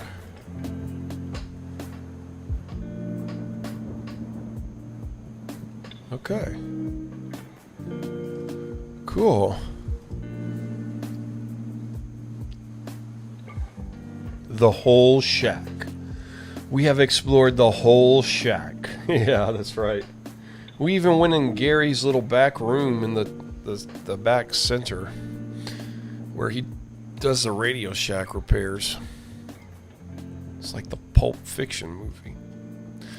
Then we could go back to With Images. Very cool. All right, guys. I think we're going to close out the show there. I think that's a good way to end it tonight. Let me see. Let me get my string banner thing.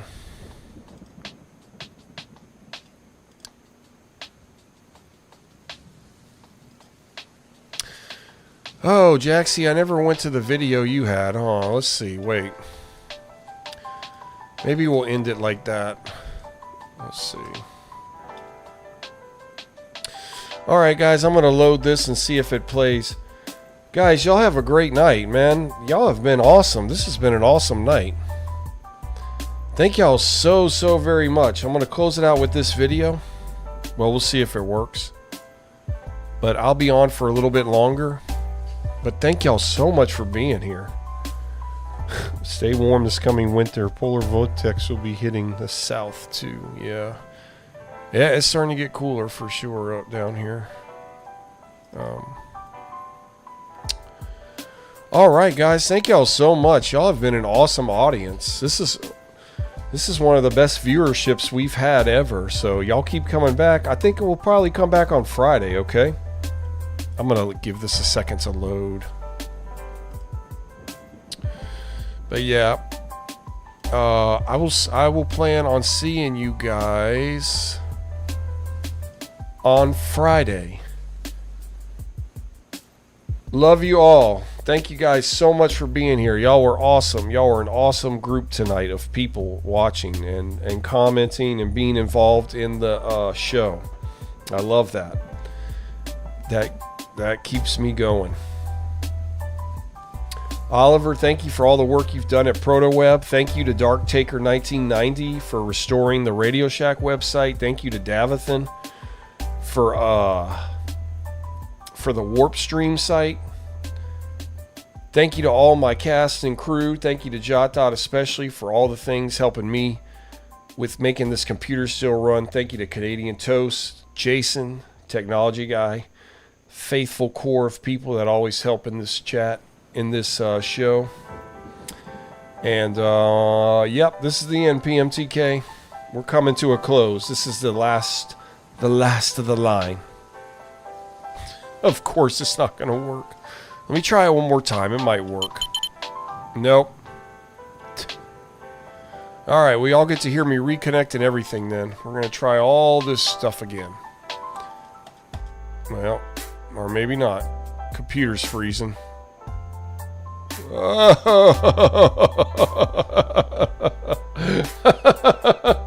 The computer's saying it's time to dial up Rickroll. Oh my gosh, what is going on?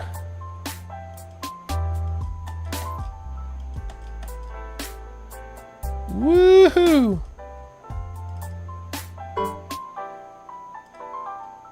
Alright. Alright, guys. I will see you guys soon. Y'all have a great night.